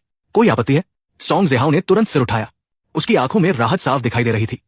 कोई आपत्ति नहीं मैडम। उसके लिए इतना ही काफी था कि नौकरी बच गई। हालांकि दिल के किसी कोने में उसे दुख भी था। अब वो हर दिन लिंग छिंगचियो के साथ काम नहीं कर पाएगा। लिंग छिंगचियो बोली, अगर कोई आपत्ति नहीं तो सब लोग जा सकते हैं। इतने में एक सचिव हिम्मत करके बोला, मैडम, यह फैसला बिल्कुल न्याय संगत नहीं है। लिंग छिंगचियो की ठंडी नजर उस पर जा टिकी। जिम्मेदारी से भागना, क्या तुम्हें वही न्याय लगता है? अगर आगे भी सीसीटी में नौकरी करनी है तो समझदार बनना सीखो, वरना मैं तुम्हें पूरे शहर में ब्लैकलिस्ट कर दूंगी। फिर कोई भी कंपनी तुम्हें नौकरी नहीं देगी। ये सुनते ही किसी की बोलने की हिम्मत नहीं बची। सब चुपचाप बाहर निकल गए। ऑफिस खाली होने के बाद लिन नुआनुआन ने पूछा, तुम जानती थी कि सॉन्ग जेहाओ निर्दोष है, फिर भी उसे सजा क्यों दी? लिंग छिंगचियो ने शांत स्वर में जवाब दिया, वो मुख्य सचिव बनने के लायक नहीं है।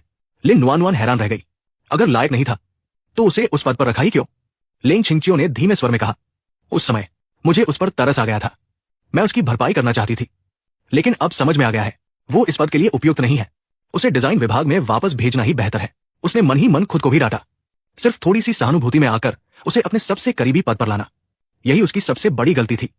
सोंग जेहाओ अभी बहुत युवा था, अनुभव भी कम था, और सबसे बड़ी बात, वो जरूरत से ज्यादा सीधा था। चाहे निजी रिश्ता हो या काम, इतनी महत्वपूर्ण जिम्मेदारी उसे नहीं देनी चाहिए थी। इस घटना ने लेंग छिंगचियो को भी सबक सिखा दिया। अब वो कभी भावनाओं में बहकर ऐसा फैसला नहीं करेगी। और जहां तक इस मामले की बात थी, सोंग जेहाओ की भी गलती थी। तलाक का समझौता मिलते ही उसे सबसे पहले उसे इसकी सूचना देनी चाहिए थी, लेकिन उसने ये बात छिपाए रखी। उसे जरा भी अंदाजा नहीं था कि यही एक गलती लेंग छिंगचियो के मन में उसके लिए बची हुई आखिरी अच्छी भावना भी हमेशा के लिए खत्म कर देगी। लेंग छिंगचियो ने कुछ भी समझाना ठीक नहीं समझा और बात बदलते हुए पूछा, इस बार जो हुआ है उसका कोई अच्छा हल तुम्हारे पास है? लिन नुआन आज इसी मामले को सुलझाने आई थी। उसने कहा, मेरे हिसाब से सबसे अच्छा तरीका यही है कि आप दोनों मिलकर इस अफवाह का खंडन करें, जैसे साथ में सार्वजनिक रूप से दिखाई दें, प्यार जताए वगैरह। मुझे होश में आते ही पता चला कि मेरे और उसके तलाक की खबर बाहर फैल चुकी है। मैं हैरान रह गया, समझ नहीं आया कि यह खबर किसने लीक की, लेकिन इतना तय था कि यह लेंग छिंगचियो नहीं हो सकता। वो खुद तलाक नहीं चाहता था, तो फिर ऐसी खबर फैलाने का सवाल ही नहीं उठता। क्या ये सोंग जेहाओ हो सकता है? आखिर कल जब मैंने तलाक का समझौता लेंग छिंगचियो को दिया था, तब वो भी वहीं मौजूद था। शायद उसने देख लिया हो, लेकिन मेरे पास कोई सबूत नहीं था, इसलिए सिर्फ शक ही कर सकता था। अब जबकि सबको मेरे तलाक की बात पता चल चुकी थी, तलाक लेना भी इतना आसान नहीं रह गया था। थोड़ी ही देर बाद दादाजी का फोन आया। उन्होंने गंभीर आवाज में पूछा, तुम दोनों के तलाक की खबर क्या है? मैं सच बताने की हिम्मत नहीं जुटा पाया। दादाजी, मुझे भी नहीं पता क्या हुआ। मुझे भी अभी अभी इस बारे में पता चला है। मैं सोच रहा था कि अब मुझे लंबी सफाई देनी पड़ेगी, लेकिन अचानक दादाजी का लहजा बदल गया। ये जरूर किसी की फैलाई हुई झूठी अफवाह है। मकसद सिर्फ छिंगचियो की कंपनी को नुकसान पहुंचाना है। मैं कुछ पल के लिए चुप रह गया। उन्होंने फिर दोहराया, ये सब झूठ है। फिर मुझे दिलासा देते हुए बोले, चिंता मत करो, छिंगचियो अपनी कंपनी का मामला खुद संभालेगा। मैंने कहा, जी दादाजी, मुझे पता है। दादाजी ने आगे कहा, लेकिन चाहे वो सब संभाल ले, तुम भी उसकी मदद करना, और इन दिनों उसे कोई नई परेशानी मत देना। मैंने सिर हिलाकर जवाब दिया, चिंता मत कीजिए दादाजी। इसके बाद फोन रख दिया। फोन करते ही एक के बाद एक कई लोगों के कॉल आने लगे। सबका सवाल एक ही था, क्या सच में तुम और लेंग छिंगचियो तलाक लेने वाले हो? मैं हर बार सिर्फ इतना पूछता, तुम्हें सच लगता है क्या? नतीजा ये हुआ कि किसी ने भी इस खबर पर विश्वास नहीं किया। चाहे कुछ भी हो जाए, कोई मानने को तैयार ही नहीं था। मैं हंस भी नहीं पा रहा था और रो भी नहीं पा रहा था। अगर भरोसा ही नहीं था, तो फिर फोन करके पूछ क्यों रहे थे? खबर लीक होने के बाद भी मैंने उसे ज्यादा गंभीरता से नहीं लिया।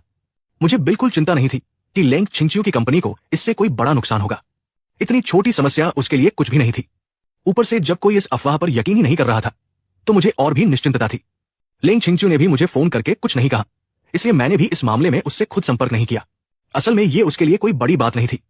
जब तक हम दोनों तलाक की खबर से इनकार करते रहेंगे, कोई भी सच झूठ का फैसला नहीं कर पाएगा। हाँ, दिखावे के लिए कुछ औपचारिक बातें करना जरूरी था। शाम को लेंग छिंगचियो की निजी सहायक मेरे घर आ गई। वो ड्राइंग रूम में आदर से बोली, सर, मैडम ने मुझे आपको लेने भेजा है। आज रात आपको उनके साथ पार्टी में चलना है। मैं उसे पहचानता था। लेंग छिंगचियो के आसपास के लगभग सभी लोग मुझे जानते थे। मैंने हैरानी से पूछा, मुझे पहले किसी ने बताया क्यों नहीं? वो बोली, मुझे भी नहीं पता सर। मैंने थोड़ा सोचा और तभी अचानक याद आया, पिछले जम में भी लेंग ग्रुप ने जीत का जश्न मनाने के लिए एक पार्टी रखी थी, लेकिन उस समय मैंने गाड़ी से सोंग जेहाओ को टक्कर मार दी थी और हर दिन लेंग छिंगचियो से झगड़ता रहता था। वो मुझसे इतना परेशान हो चुका था कि कई दिनों तक घर ही नहीं लौटा, इसलिए वो मुझे उस पार्टी में भी नहीं ले गया। सच तो यह था कि शुरू से मुझे उस पार्टी के बारे में पता ही नहीं था। बाद में लोगों से सुनकर मालूम हुआ था। और उस रात उसके साथ पार्टी में जो पुरुष साथी गया था, वो सोंग जेहाओ था। यहां तक कि उस रात भी लेंग छिंगचियो घर नहीं लौटा। मैं हमेशा यही समझता रहा कि उसने रात सोंग जेहाओ के साथ बिताई होगी। यही वजह थी कि मैं सोंग जेहाओ से इतनी नफरत करता था। उस समय मेरा दिल बार बार यही कहता था कि लेंग छिंगचियो का उसके प्रति रवैया बाकी लोगों से अलग है। मैं बहुत ज्यादा असुरक्षित महसूस करता था। इसी डर में मैंने बार बार सोंग जेहाओ के खिलाफ चालें चली। लेकिन इस जन्म में मैंने तो पहले ही तय कर लिया था कि उन दोनों को मिलाने में कोई रुकावट नहीं बनूंगा। फिर आखिर आज पार्टी में लेंग छिंगचियो के साथ जाने वाला मैं कैसे बन गया? कुछ ही देर में मुझे वजह समझ आ गई। आज ही हमारे तलाक की अफवाह फैली थी। वो मुझे अपने साथ इसलिए ले जाना चाहता था ताकि सबके सामने इस अफवाह को झूठ साबित कर सके। सचमुच किस्मत भी अजीब खेल खेलती है। पिछले जन्म में जिस पार्टी में जाने की मैंने बहुत इच्छा की थी, वहां जाने का मौका नहीं मिला, और इस जन्म में जब मेरा बिल्कुल मन नहीं था, तब वही मौका खुद चलकर मेरे पास आ गया। लेकिन अफसोस, अब उस पार्टी में जाने की मेरी कोई इच्छा ही नहीं बची थी। मैंने सहायक से कहा, मैंने सुना है कि आज की पार्टी की व्यवस्था डायरेक्टर सोंग देख रहे हैं। आज मेरी तबीयत ठीक नहीं है, उनकी जगह वही मैडम के साथ चले जाए। सच तो यह था कि मेरा बिल्कुल मन नहीं था कि मैं लेंग छिंगचियो के साथ ये दिखावा करूं, और मैं चाहता था कि ये मौका सोंग ज़िहाओं को मिले। आखिर उन्हीं दोनों का रिश्ता आगे बढ़ाना था। लेकिन सहायक की अगली बात सुनकर मैं हैरान रह गया। सर, आप सोंग डायरेक्टर यानी सोंग ज़िहाओं की बात कर रहे हैं? उनका तबादला हो चुका है। अब वे सेक्रेटरी विभाग के निदेशक नहीं रहे। गलती की वजह से उन्हें वापस डिजाइन विभाग भेज दिया गया है। मेरा मन उलझ गया। ऐसा लग रहा था कि मेरे दोबारा जन्म लेने से सचमुच बटरफ्लाई इफेक्ट शुरू हो गया है। पिछले जन्म में इसी समय लेंग छिंगच्यू और सोंग ज़िहाओं का रिश्ता तेजी से गहरा होने लगा था। लेकिन अब सोंग ज़िहाओं का तबादला हो चुका था। वो अब लेंग छिंगच्यू के साथ रोज नजदीक रहने का मौका भी नहीं पा सकता था। क्या ऐसा हो सकता है कि मेरे हट जाने के बाद भी उन दोनों के बीच नजदीकियां बढ़ाने वाला सबसे बड़ा कारण ही गायब हो गया हो? सहायक की आवाज ने मेरे विचारों को तोड़ दिया। सर, समय बहुत कम है। मैडम आपका इंतजार कर रही है। हमें चलना चाहिए। असल में मेरा जाने का बिल्कुल मन नहीं था, लेकिन साफ था कि लेंग छिंगच्यू सोंग ज़िहाओं को अपने साथ नहीं ले जाएगा और तलाक की अफवाह भी साफ करनी थी। इसलिए आखिरकार मुझे ही उसके साथ जाना पड़ा। वैसे भी अगर मुझे आसानी से तलाक चाहिए था तो इस मामले में उसका साथ देना ही पड़ता। उधर दूसरी तरफ लेंग छिंगच्यू भी आज रात की पार्टी की आखिरी तैयारियों में जुटी हुई थी। होटल के मेकअप रूम में मेकअप आर्टिस्ट खुशी से बोला, मैडम, मेकअप पूरा हो गया, जरा देखिए कैसा लग रहा है। लेंग छिंगच्यू ने धीरे धीरे आंखें खोली। जैसे ही उसकी नजर आईने पर पड़ी, वो खुद को देखकर कुछ पल के लिए ठिठक गई।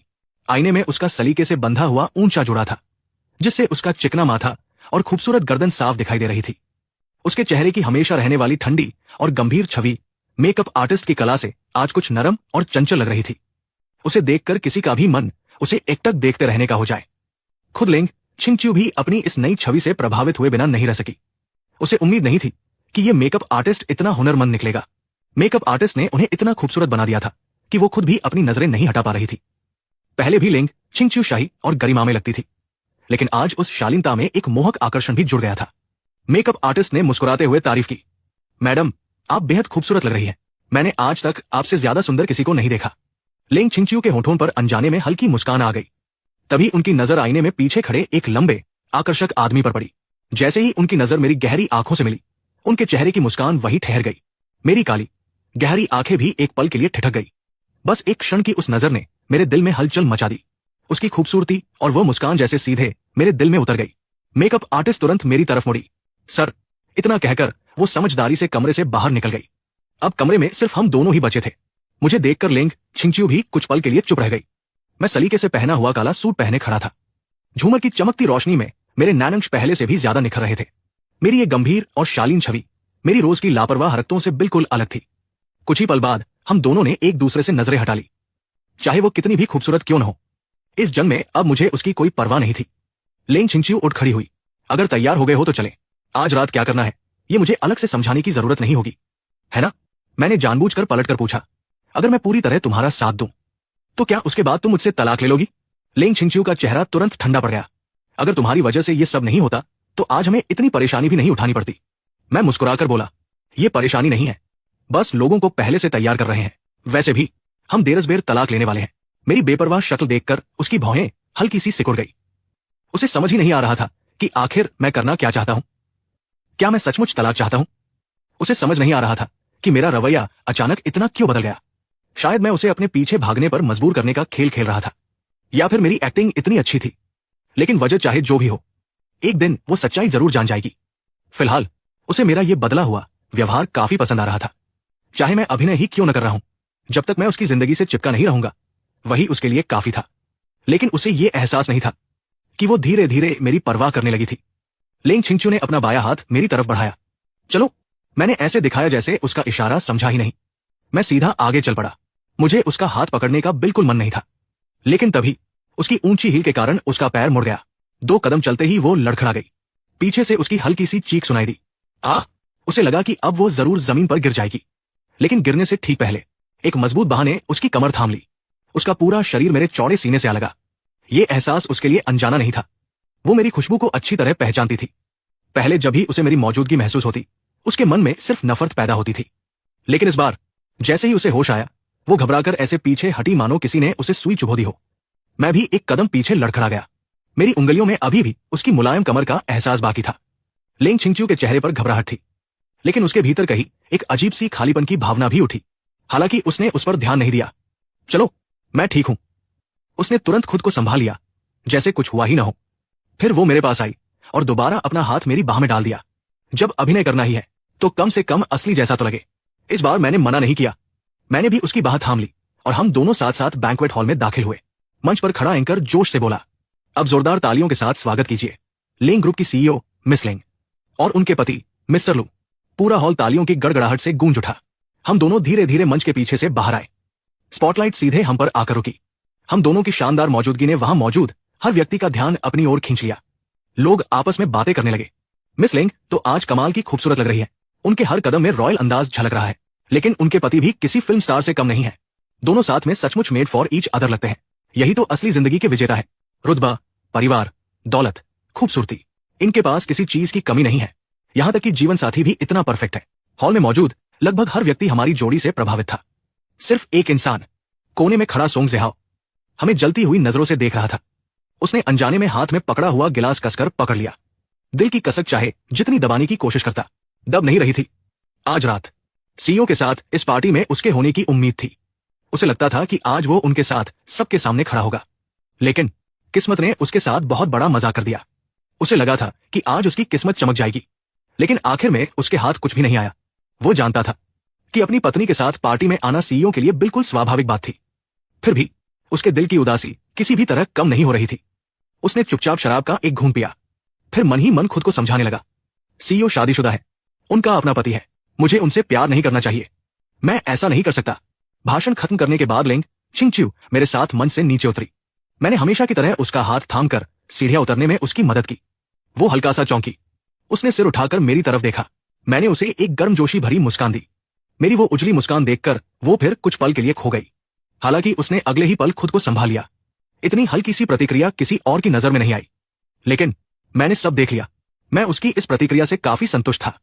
अगर वो मेरे सामने अभिनय कर सकती है तो मैं भी कर सकता हूं। अब देखते हैं सबसे पहले इस अभिनय को सच कौन मान बैठता है। लेकिन बाकी लोगों को हमारे दिल की बातें कहाँ पता थी।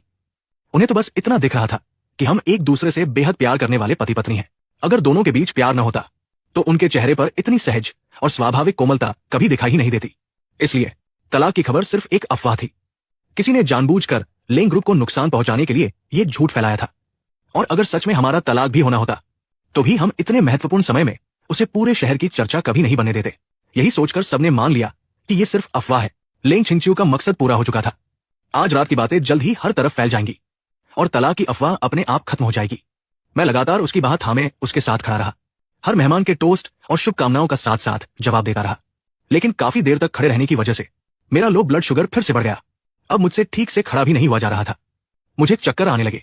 ऐसा लग रहा था जैसे दिमाग तक ऑक्सीजन ठीक से नहीं पहुंच रही हो। मेरी प्रतिक्रिया भी धीमी पड़ने लगी। लेंग छिंगच्यू ने तुरंत मेरी हालत भांप ली। वो मेरी तरफ झुककर धीरे से बोली, क्या हुआ? मैंने ऊपर झूलते हुए झूमर की तरफ देखा। उसे देखते ही सिर और ज्यादा घूमने लगा। मैंने धीमी आवाज में कहा, मेरा सिर बहुत चकरा रहा है। इतने में ऊपर लगा विशाल क्रिस्टल का झूमर अचानक टूटकर नीचे गिरने लगा। किसी ने जोर से चीख कर कहा, सावधान। अगले ही पल एक जबरदस्त धक्का लगा। असल में किसी ने लेंग छिंगच्यू को पूरी ताकत से धक्का देकर हटाया और उसके साथ मैं भी एक तरफ जा गिरा। धड़ाम, विशाल झूमर सीधे नीचे आ गिरा, लेकिन वो सोंग ज़ेहाओ के ऊपर गिरा। कांच के टुकड़े चारों तरफ बिखर गए। पूरा हॉल चीखों से गूंज उठा। मैं और लेंग छिंगच्यू दोनों स्तब्ध रह गए। हमारी आंखों के सामने अभी अभी मौत जैसा भयानक हादसा हुआ था। सोंग ज़ेहाओ जमीन पर गिरा पड़ा था। उसकी बांह बुरी तरह कुचल गई थी। खून लगातार बह रहा था। दर्द से उसका चेहरा सफेद पड़ चुका था। हादसा इतना अचानक हुआ कि कुछ पल तक कोई भी उसके पास जाने की हिम्मत नहीं कर पाया। सबसे पहले लेंग छिंगच्यू को होश आया। वो दौड़कर उसके पास पहुंची, घुटनों के बल बैठ गई और उसे सहारा देते हुए घबराकर बोली, ज़ेहाओ, तुम ठीक तो हो? सोंग ज़ेहाओ की पूरी बांह खून से लथपथ थी। उसने बेहद कमजोर नजरों से लेंग छिंगच्यू की तरफ देखा, लेकिन अपनी चोट की परवाह करने के बजाय सोंग ज़ेहाओ ने उल्टा पूछा, मैडम, आप ठीक तो है? लेंग छिंगच्यू एक पल के लिए स्तब्ध रह गई। वो खुद इतनी बुरी तरह घायल था, फिर भी सबसे पहले उसकी चिंता उसी की थी। लेंग छिंगच्यू ने तुरंत सिर उठाकर पूछा, एम्बुलेंस बुलाई गई? सहायक ने तुरंत जवाब दिया, जी मैडम, रास्ते में है। सोंग ज़ेहाओ ने कमजोर आवाज में कहा, मैडम, मैं ठीक हूं। लेकिन वो कुछ ही शब्द बोल पाया था कि अचानक उसकी आंखें बंद हो गई और वो बेहोश होकर लेंग छिंगच्यू की बाहों में गिर पड़ा।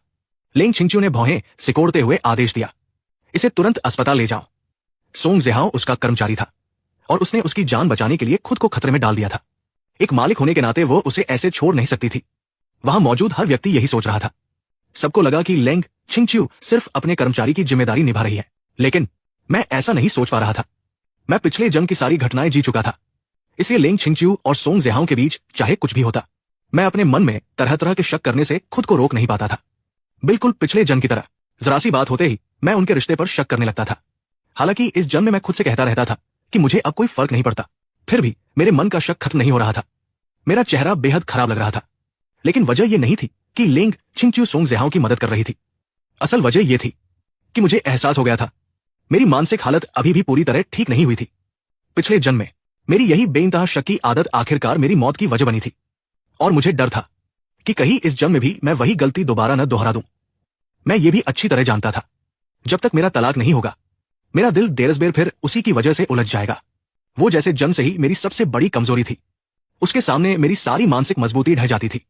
अगर मैं फिर से उससे प्यार करने लगा तो क्या इसका मतलब यह होगा कि मेरा अंत भी पिछले जन्म जैसा ही होगा? अगर ऐसा ही होना था तो फिर मेरे दोबारा जन्म लेने का मतलब ही क्या था? जैसे ही मुझे पिछले जन्म का दर्दनाक अंत याद आया, मेरे पूरे शरीर की हर नस डर से कांप उठी। अगर इस जन्म का अंत भी वैसा ही हुआ तो मेरे चेहरे का रंग और भी उड़ गया, पूरा शरीर हल्के हल्के कांपने लगा। तभी किसी ने मेरी हालत देख ली। मिस्टर लू, आपको क्या हुआ? आप ठीक तो हैं? मैंने खोई हुई नजरों से आसपास देखा। अचानक मेरी आंखों के सामने अंधेरा छा गया और मैं भी बेहोश होकर गिर पड़ा। सुबह हो चुकी थी। अस्पताल के वीआईपी वार्ड में मैंने धीरे धीरे आंखें खोली। सबसे पहले सफेद छत दिखाई दी। हवा में फैली हल्की सी दवाइयों की गंध ने बता दिया कि मैं अस्पताल में हूं। मैंने हल्का सा सिर घुमाया, तभी मेरी नजर बिस्तर के पास बैठी लेंग छिंगच्यू पर पड़ी। वो कुर्सी पर बैठी थी, एक हाथ से सिर टिकाए, आंखें बंद किए थोड़ी देर आराम कर रही थी। लगता था उसने पूरी रात यही मेरी देखभाल करते हुए बिताई थी। मैंने बस हल्का सा करवट बदली, इतने में ही वो तुरंत जाग गई। मुझे होश में देखकर उसने तुरंत पूछा, अब कैसा महसूस हो रहा है? क्या डॉक्टर को बुलाऊं? एक रात आराम करने के बाद मैं काफी बेहतर महसूस कर रहा था। मैंने सिर हिलाया और धीरे धीरे उठकर बैठ गया। फिर हैरानी से पूछा, मैं कल रात बेहोश कैसे हो गया था? मुझे तो कुछ भी याद नहीं। लेंग छिंगच्यू ने मेरी तरफ गहरी नजरों से देखा। डॉक्टर ने कहा है, तुम बहुत ज्यादा डर गए थे। डर की वजह से तुम्हारी धड़कनें असामान्य हो गई, इसलिए तुम बेहोश हो गए। मैं कुछ पल के लिए चुप रह गया। बहुत ज्यादा डर गया था? उसने मेरी प्रतिक्रिया ध्यान से देखते हुए पूछा, कल रात की घटना ने तुम्हें इतना डरा दिया था? लेकिन मुझे यह बात खुद भी अजीब लग रही थी। आखिर कल का हादसा इतना भी भयानक नहीं था कि कोई डर के मारे बेहोश हो जाए। शायद छोटे बच्चे भी इतनी आसानी से नहीं डरते, और मैं तो कभी डरपोक इंसान रहा ही नहीं। फिर मैं सिर्फ डर की वजह से कैसे बेहोश हो सकता था? कुल मिलाकर मेरे बेहोश होने की वजह खुद मुझे भी समझ नहीं आ रही थी। हाँ, यह भी हो सकता था कि उस वक्त मैं सचमुच बहुत डर गया था। मैंने धीरे से सिर हिला दिया। हाँ, शायद मैं सचमुच डर गया था। फिर मैंने पूछा, सोंग ज़ेहाओ कैसा है? उसे कुछ हुआ तो नहीं? लेंग छिंगच्यू मेरी बात सुनकर हैरान रह गई। उसे उम्मीद नहीं थी कि मैं खुद सोंग ज़ेहाओ की चिंता करूंगा। मेरी आवाज में न जलन थी, न ताना, बस एक सामान्य चिंता थी। वो बोली, वो ठीक है, बस हाथ में चोट आई है और थोड़ा सदमा लगा है, कोई गंभीर बात नहीं है। मैंने सिर हिलाया, अच्छा है। इसके बाद मैंने कुछ नहीं कहा। लेंग छिंगच्यू के मन में कई तरह के विचार उठने लगे। कल रात वो मुझे छोड़कर सोंग ज़ेहाओ को अस्पताल ले आई थी, फिर मैं भी बेहोश हो गया था। अगर पहले वाला मैं होता तो होश आते ही उससे जरूर झगड़ा करता, लेकिन आज मेरी प्रतिक्रिया बिल्कुल शांत थी। इतनी शांत मानो मैं पूरी तरह बदल चुका हूं। उसे महसूस होने लगा था कि कुछ दिन पहले मेरे होश में आने के बाद से ही मैं पहले जैसा नहीं रहा। शुरुआत में उसे लगा था कि मैं जानबूझकर उसे अपनी तरफ खींचने का खेल खेल रहा हूं, लेकिन अब उसे ऐसा नहीं लग रहा था, जैसे मेरी ये बदलती हुई सोच सचमुच असली थी। शायद मेरी परीक्षा लेने के लिए उसने जानबूझकर कहा। सोंग ज़ेहाओ अभी भी बगल वाले कमरे में है, उसे अभी तक होश नहीं आया। मैंने उसकी तरफ देखा। अचानक मुझे पिछले जन्म की एक बात याद आ गई। क्या उस जन्म में भी इसी पार्टी में ऐसा हादसा हुआ था? क्या तब भी सोंग ज़ेहाओ ने लेंग छिंगच्यू की जान बचाई थी? और क्या इसलिए लेंग छिंगच्यू पूरी रात अस्पताल में उसके साथ रही थी और घर नहीं लौटी थी? अगर सच यही था तो पिछले जन्म में मैंने न जाने कितनी बार उन्हें गलत समझा होगा। शायद शुरुआत में सब सिर्फ मेरा भ्रम था, लेकिन मैं खुद ही हर बात पर झगड़ा करता रहा, हर दिन रिश्ते को बिगाड़ता रहा, और आखिरकार मैंने ही दोनों को एक दूसरे के करीब ला दिया। शायद पिछले जन्म में मेरी शादी किसी और ने नहीं, मैंने खुद बर्बाद की थी। मैंने अपनी जिंदगी भी खुद तबाह की थी। अगर उस समय मैं थोड़ा शांत रहता, थोड़ा समझदारी से सोचता, अगर मेरा मन इतना कमजोर न होता, तो कोई भी मेरा घर नहीं तोड़ सकता था। मेरी सारी बदकिस्मती और मेरा पूरा दुख शायद मेरी अपनी ही वजह से था। यह सोचकर अचानक मेरे मन का बहुत सा बोझ हल्का हो गया। लेकिन इसका मतलब यह बिल्कुल नहीं था कि मैं अब लेंग छिंगच्यू के साथ फिर से नई शुरुआत करना चाहता था। मैं अपनी किस्मत को दोबारा दांव पर नहीं लगाना चाहता था। 7 साल मैंने उसे पूरे दिल से चाहा था, इतना प्यार किया, इतनी परवाह की, लेकिन मरते दम तक वो कभी मुझसे प्यार नहीं कर पाई। यही बात साबित करने के लिए काफी थी कि उसका दिल बेहद ठंडा और कठोर था। फिर मैं क्यों दोबारा अपना समय और भावनाएं उसी पर बर्बाद करूं? उसके लिए मेरा प्यार मेरा जुनून बहुत पहले ही खत्म हो चुका था। इस जन्म में मैं अब किसी से प्यार नहीं करना चाहता था और नहीं प्यार के लिए फिर कभी खुद को खो देना चाहता था। ये सब समझने के बाद मेरा मन पहले से कहीं ज्यादा शांत हो गया। सच ही कहा जाता है, जिस इंसान की कोई इच्छा या लालसा नहीं रहती वही सबसे मजबूत बनता है। लिंग छिंगच्यू को जरा भी अंदाजा नहीं था कि मैं सचमुच पूरी तरह बदल चुका हूं। उसकी सारी परख और इशारे बेकार साबित हो रहे थे। मैंने कहा, इस बार तो सोंग ज़ेहाओ की वजह से ही हम बच गए। अगर वो न होता तो घायल मैं होता। तुम उसे जैसा भी इनाम देना चाहो, मुझे कोई आपत्ति नहीं है। लिंग छिंगच्यू ने मेरी तरफ गहरी नजरों से देखा। मैंने हैरानी से पूछा, क्या हुआ? उसने शांत स्वर में पूछा, मतलब मैं सोंग ज़ेहाओ को जैसा चाहो वैसा इनाम दूं? मैंने बिना हिचक सिर हिलाया। हाँ, तुम जैसा ठीक समझो वैसा करो। मेरे शब्दों का असली मतलब वो समझ चुकी थी। यहां तक कि अगर वो उसी वक्त सोंग ज़ेहाओ से शादी करना चाहती तो भी मुझे कोई ऐतराज नहीं होता। उसकी आंखें अचानक तेज हो गई। तुम्हारा ये बदलाव वाकई मेरी उम्मीद से बाहर है, मैंने उसकी आंखों में देखते हुए कहा। इसलिए अब ये मत सोचना कि मैं तलाक की बात किसी चाल के तहत कर रहा हूं। मैं सचमुच तुमसे तलाक लेना चाहता हूं। उसके होठों पर हल्की मुस्कान आई। अगर तुम सच में ऐसा कर पाए तो मैं तुम्हें नए नजरिए से देखूंगी। मैंने मुस्कुराकर कहा, उसकी जरूरत नहीं है, बस जल्दी से तलाक के लिए राजी हो जाओ ताकि मेरा दिल भी जल्दी आजाद हो जाए। हालांकि लिंग छिंगच्यू खुद भी तलाक चाहती थी, लेकिन हर दिन मेरी जिद सुन सुनकर उसे अजीब सी चिढ़ होने लगी थी। आखिर शादी करने की जिद भी मैंने ही की थी और अब तलाक की जिद भी मैं ही कर रहा था। सबसे ज्यादा उसे यही बात पसंद नहीं थी कि कोई उसकी जिंदगी अपनी मर्जी से चलाए। पहले मैंने उसकी शादी तय करवाई, अब तलाक भी अपनी शर्तों पर चाहता था। उसे लग रहा था कि मैं हद से ज्यादा मनमानी कर रहा हूं। अचानक उसने होठों पर मुस्कान लाते हुए पूछा, शादी को इतना समय हो गया, लेकिन लगता है हमने आज तक कभी किस भी नहीं किया। मैं उसकी बात का मतलब समझ ही नहीं पाया। अचानक उसने मेरा हाथ पकड़ लिया। अगले ही पल उसके होंठ मेरे होठों पर थे। मेरा दिमाग एक पल के लिए बिल्कुल सुन्न हो गया। लिंग छिंगच्यू मेरी आंखों में देखते हुए धीरे धीरे मुझे चूम रही थी। उसकी नजरें मेरे चेहरे के हर छोटे से छोटे भाव को पढ़ रही थी। मैं सचमुच हक्का बक्का रह गया था। 2 जन्मों की यादों को जोड़ दूं, तभी मैंने कभी नहीं सोचा था कि वो अचानक मुझे किस करेगी। ये तो ऐसी बात थी जिसकी मैंने कल्पना तक नहीं की थी। मैंने पूरी ताकत से उसे अपने से अलग किया। गुस्से में बोला, तुम कर क्या रही हो? पिछले कुछ दिनों से मैं हर बात पर बिल्कुल शांत रहता था। मेरे चेहरे पर शायद ही कोई भावना दिखाई देती थी, लेकिन इस बार मेरा इतना तीखा विरोध देखकर लिंग छिंगच्यू हल्के से मुस्कुराई। ये मत कहना कि तुम इसका मतलब नहीं समझते। मैंने गहरी सांस लेकर खुद को शांत किया, फिर ठंडे स्वर में कहा, तुम्हें घिन नहीं आती? तुम मुझे नापसंद करती हो, फिर भी जानबूझकर मुझे किस किया। ये सब बहुत बनावटी है। उसने हल्की मुस्कान के साथ जवाब दिया, मैं अपने ही पति को किस कर रही हूं, इसमें घिन कैसी? लेकिन उसने मुझे कभी अपना पति माना ही कब था? मैंने उसकी तरफ ठंडी नजर से देखा। लिंग छिंगच्यू, तुम्हारी ये हरकत सचमुच घिनौनी है।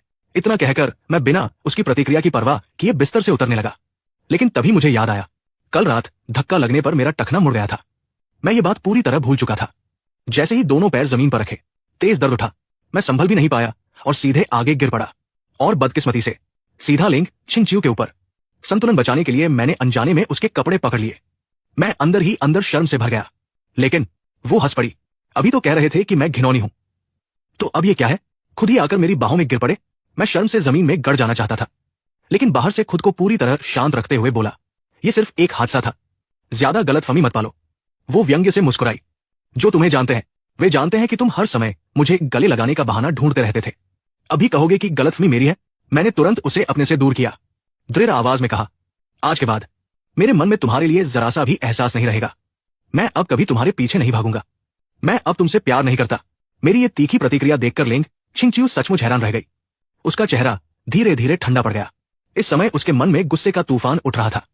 सोचो, एक आदमी जो कभी तुम्हें पागलों की तरह चाहता था, जिसकी पूरी दुनिया सिर्फ तुम थी, वो अचानक कह दे, मैं अब तुमसे प्यार नहीं करता। इतना ही नहीं, वो तुम्हें नापसंद भी करने लगे, जैसे किसी परेशान करने वाली मक्खी से भी ज्यादा। लिंग छिंगच्यू जैसी स्वाभिमानी और घमंडी औरत ऐसी बात कैसे बर्दाश्त कर सकती थी? इसका प्यार से कोई लेना देना नहीं था। वो बस ये सहन नहीं कर पा रही थी कि कोई इंसान उसके साथ इतना उल्टा व्यवहार करे। वो ठंडी नजरों से मुझे घूरते हुए बोली, सच कहूं, मेरा बहुत मन कर रहा है कि अभी इसी वक्त तुम्हारा गला दबा दूं। पहले भी ऐसा मन करता था और आज भी करता है। मैं हमेशा किसी न किसी तरह उसे इतना गुस्सा दिला देता था कि उसका मन मुझे मार डालने का करता। मैं उसकी आंखों में साफ साफ हत्या जैसा गुस्सा देख सकता था। मैंने शांत स्वर में कहा, लिंग छिंगच्यू, पहले गलती मेरी थी।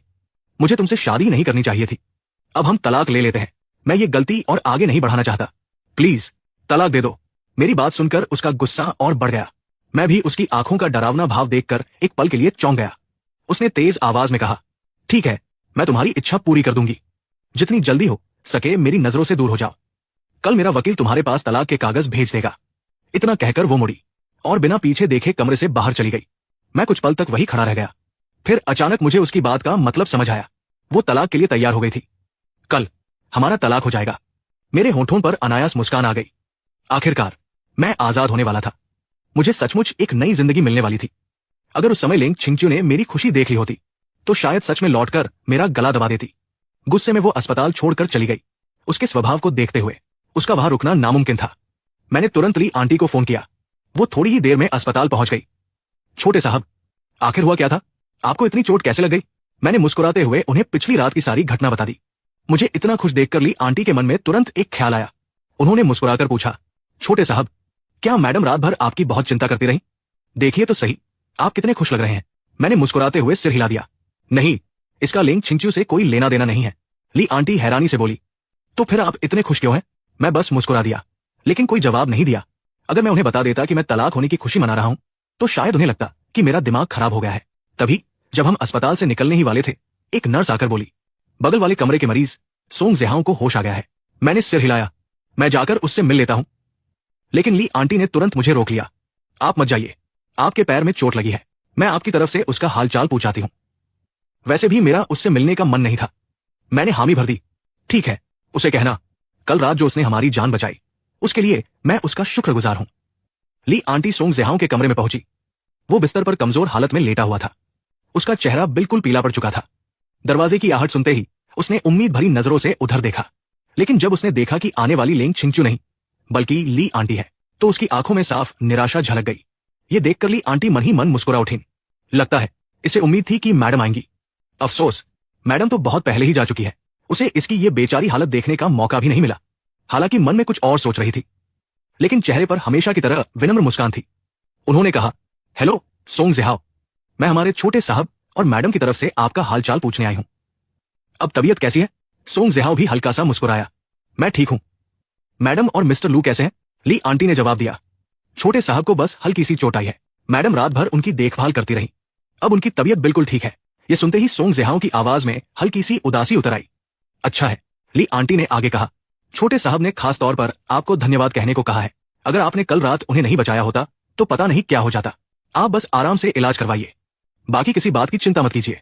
सोंग ज़िहाओ ने हल्के से सिर हिलाया। मिस्टर लू का धन्यवाद। ली आंटी मुस्कुराई। अच्छा, अब आप आराम कीजिए, मैं चलती हूं।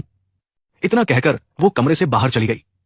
पूरी बातचीत के दौरान उन्होंने न तो सोंग ज़िहाओ का मजाक उड़ाया और न ही उसके साथ कोई बुरा व्यवहार किया, लेकिन अनजाने में उन्होंने उसे सबसे बड़ा झटका दे दिया। कल रात सबसे ज्यादा घायल वही हुआ था। फिर भी लेंग छिंगच्यू पूरी रात मेरी देखभाल करती रही, जबकि सोंग ज़िहाओ तो ठीक बगल वाले कमरे में भर्ती था। इतनी कम दूरी होने के बावजूद लेंग छिंगच्यू एक बार भी उसे देखने नहीं आई। यहां तक कि उसका हाल पूछने के लिए भी उसने किसी को नहीं भेजा। उल्टा मेरी तरफ से ली आंटी उससे मिलने आई थी। ये बात अपने आप साबित कर रही थी कि लेंग छिंगच्यू की नजर में उसकी चोट उतनी महत्वपूर्ण नहीं थी। सोंग ज़िहाओ खुद भी नहीं समझ पा रहा था कि उसके दिल में इतनी कसक क्यों हो रही है। आखिर पिछली बार जब वो अस्पताल में भर्ती हुआ था तब तो मैडम खुद उसे देखने आई थी, लेकिन इस बार उसने अपनी जान जोखिम में डालकर उनकी जान बचाई। फिर भी उन्होंने उसकी कोई परवाह नहीं की। उसकी छठी इंद्रिय बार बार कह रही थी। हाल के दिनों में बहुत सी बातें उसकी उम्मीद से बिल्कुल अलग हो रही थी। क्यों, वो खुद भी नहीं जानता था। बस इतना महसूस हो रहा था कि सब कुछ जैसे पहले से अलग दिशा में जा रहा है। मैं घर वापस आ गया, नहाने के बाद खाना खाया और फिर अपना सामान पैक करना शुरू कर दिया। कल मेरा तलाक होने वाला था, इसलिए आज ही सारी तैयारी पूरी कर लेनी थी। मैंने ली आंटी को भी मदद के लिए बुला लिया। वो हैरानी से पूछने लगी, छोटे साहब, ये सब सामान क्यों बांध रहे हैं?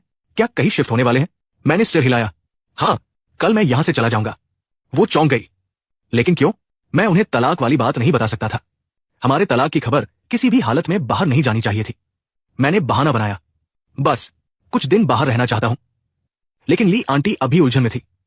अचानक बाहर क्यों जाना चाहते हैं? मैंने कमरे की तरफ देखते हुए कहा। यह घर बहुत बड़ा है और बहुत खाली खाली लगता है।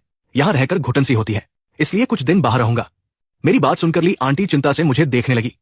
छोटे साहब, क्या आपके और मैडम के बीच कुछ हुआ है? मैंने तुरंत सिर हिलाया।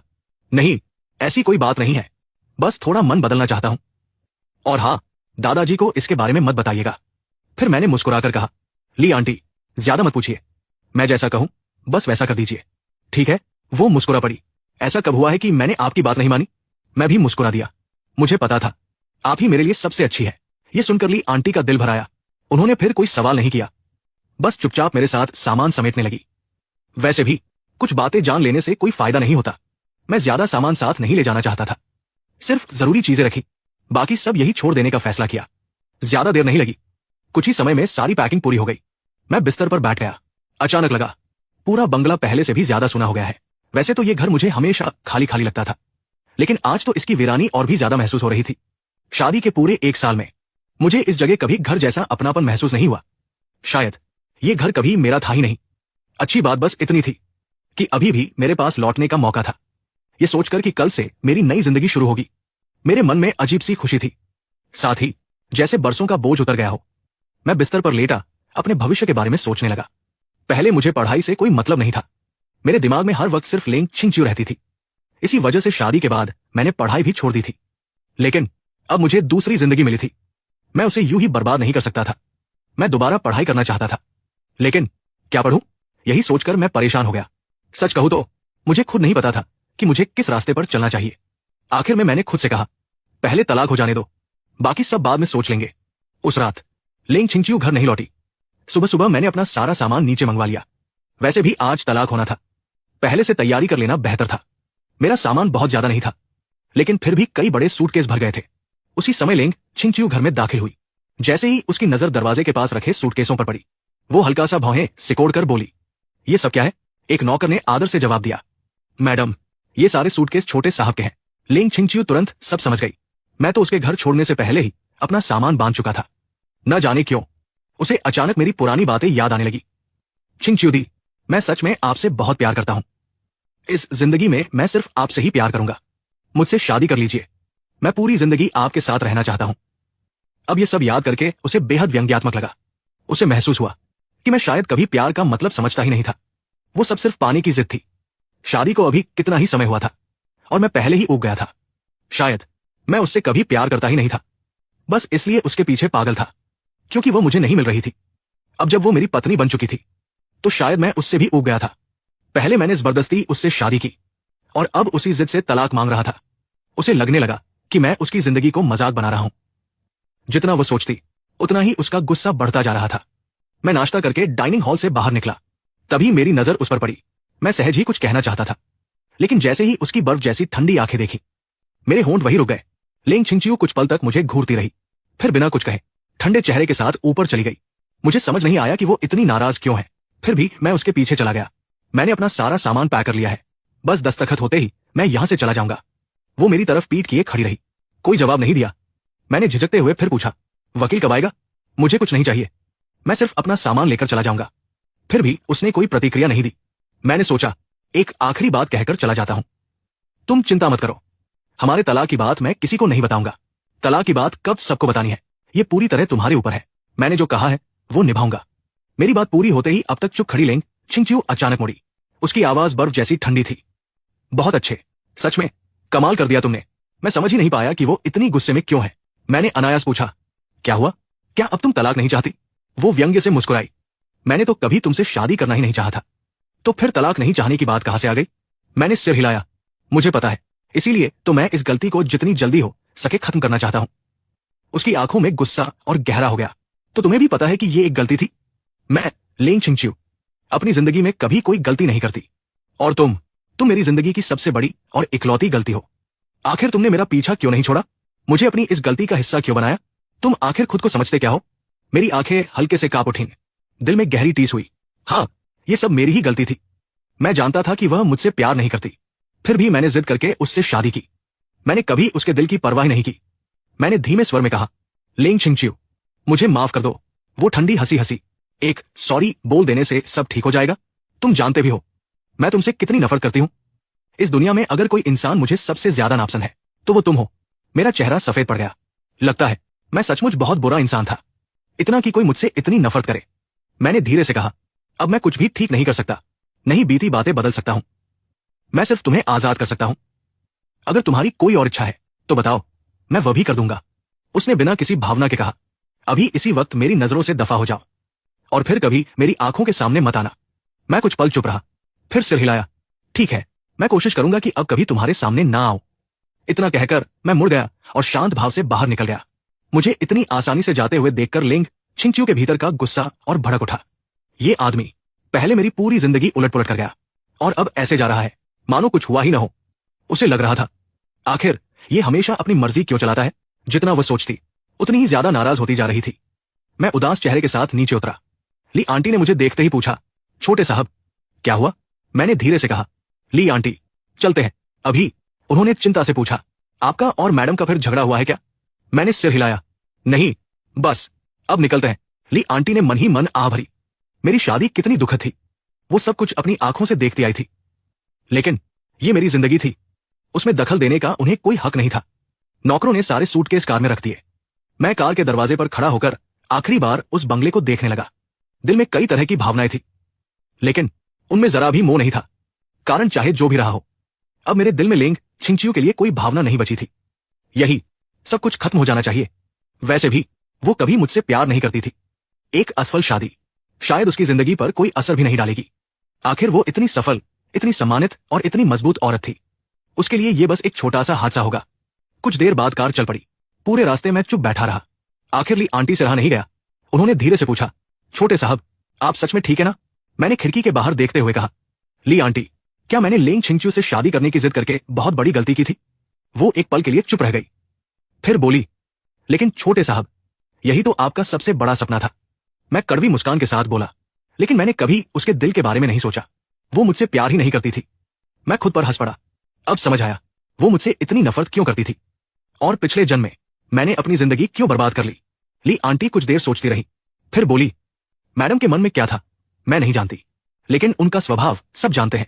वो जो नहीं करना चाहती उन्हें कोई मजबूर नहीं कर सकता। उस समय उन्होंने आपसे शादी की तो शायद उसके पीछे उनका भी कोई कारण रहा होगा। उनकी बात सुनकर मैं अचानक सोच में पड़ गया। सही तो कह रही है, अगर लिंग छिंगच्यू सचमुच शादी नहीं करना चाहती तो कोई भी उसे मजबूर नहीं कर सकता था। वो चाहती तो सगाई के बाद शादी की तारीख टालती रहती, फिर आराम से रिश्ता भी तोड़ सकती थी, लेकिन उसने ऐसा नहीं किया। उसने आखिरकार मुझसे शादी कर ली। मैंने इस बारे में पहले कभी सोचा ही नहीं था। मैं हमेशा यही मानता रहा कि उसे जबरदस्ती मुझसे शादी करनी पड़ी, लेकिन यह बात पूरी तरह सही नहीं लग रही थी। हाँ, वो मुझसे नफरत करती थी और उसने खुद कहा था कि उसने कभी मुझसे शादी करने के बारे में सोचा भी नहीं था। तो फिर उसने शादी क्यों की? क्या वो मुझसे प्यार करती थी? ये सोचते ही मैंने तुरंत उस ख्याल को झटक दिया। नामुमकिन। तो फिर असली वजह क्या थी? मैं इसी सोच में डूबा था कि अचानक मेरा फोन बज उठा। स्क्रीन पर नाम देखकर मैं चौंक गया, लिंग छिंगच्यू। मैंने तुरंत कॉल उठाई। दूसरी तरफ से उसकी ठंडी आवाज आई, कहा हो? मैं एक पल के लिए हैरान रह गया। अभी तो उसने खुद मुझे जाने के लिए कहा था। मैंने जवाब दिया, रास्ते में हूं। क्या अब तलाक के कागजों पर साइन करने हैं? उसने ठंडे स्वर में कहा, 5 मिनट के अंदर वापस आ जाओ। इतना कहकर उसने बिना कुछ और बोले फोन काट दिया। मैं समझ नहीं पाया कि वो आखिर चाहती क्या है। क्या सचमुच अब दस्तखत होने वाले हैं? मैंने तुरंत ड्राइवर से कहा, गाड़ी वापस मोड़ो। हम ज्यादा दूर नहीं गए थे, इसलिए कुछ ही मिनटों में वापस बंगले पहुंच गए। मुझे लगा था कि उसने मुझे तलाक के कागजों पर साइन कराने के लिए बुलाया है। मैं ऊपर गया और बेडरूम का दरवाजा खोला, लेकिन वो बाथरूम में नहा रही थी। मैंने दरवाजे पर दस्तक दी, मैं वापस आ गया हूं। क्या अब साइन करने हैं? अंदर से कोई जवाब नहीं आया। मेरे पास बाहर इंतजार करने के अलावा कोई रास्ता नहीं था। करीब 10 मिनट बाद बाथरूम का दरवाजा खुला। लिंग छिंगच्यू हल्के रंग का बाथरोब पहने बाहर आई। उसकी गोरी त्वचा पर नहाने की ताजगी साफ झलक रही थी। उसकी खूबसूरत और आकर्षक काया किसी का भी दिल धड़का सकती थी। मैं पहले उस पर पागलों की तरह क्यों फिदा था, अब यह बात पूरी तरह समझ आती थी। उसकी हैसियत को एक तरफ रख भी दे तो सिर्फ उसका चेहरा और उसकी खूबसूरती ही किसी को भी दीवाना बनाने के लिए काफी थी। वो किसी मोहिनी से कम नहीं लग रही थी। उसकी हर अदा लोगों का दिल चुरा लेने वाली थी। मैं बचपन से ही बड़े बड़े लोगों के बीच पला बढ़ा था, खुद भी देखने में कम आकर्षक नहीं था। घर परिवार और रुतबा भी किसी से कम नहीं था, लेकिन जब मैंने पहली बार उसे देखा था, उसी पल उस पर दिल हार बैठा था और फिर कभी खुद को संभाल नहीं पाया। उसकी खूबसूरती सचमुच बेमिसाल थी। मैंने मन ही मन स्वीकार किया, वो वाकई एक असाधारण औरत थी। अगर मैंने पिछले जन्म की सारी तकलीफें न झेली होती तो शायद आज भी उसी पर फिदा हो जाता। अच्छी बात बस इतनी थी कि अब मैं अपने दिल पर काबू रखना सीख चुका था। मैंने शांत स्वर में पूछा, तुमने मुझे वापस क्यों बुलाया? उसने ठंडी नजर से मेरी तरफ देखा, फिर नाराज लहजे में बोली, किसने कहा था कि तुम अपनी मर्जी से चले जाओ? मेरे गले में जैसे शब्द अटक गए। अभी कुछ देर पहले तो उसी ने मुझे निकल जाने के लिए कहा था, लेकिन मैं बेकार की बहस नहीं करना चाहता था। मैंने सिर्फ इतना पूछा, आखिर मुझे वापस क्यों बुलाया? उसने बिना कुछ कहे अपना फोन उठाया, एक मैसेज खोला और फोन मेरी तरफ बढ़ा दिया। मैंने स्क्रीन पर लिखा संदेश पढ़ा, छिंगच्यू, क्या तुम्हारा और जेचुआन का फिर झगड़ा हो गया है? मैं कुछ दिनों के लिए तुम्हारे यहां रहने आ रही हूं। दोपहर तक पहुंच जाऊंगी। अगर तुम दोनों फ्री हो तो साथ में लंच करेंगे। माँ, ये मेरी सास का मैसेज था। मैंने हैरानी से उसकी तरफ देखा।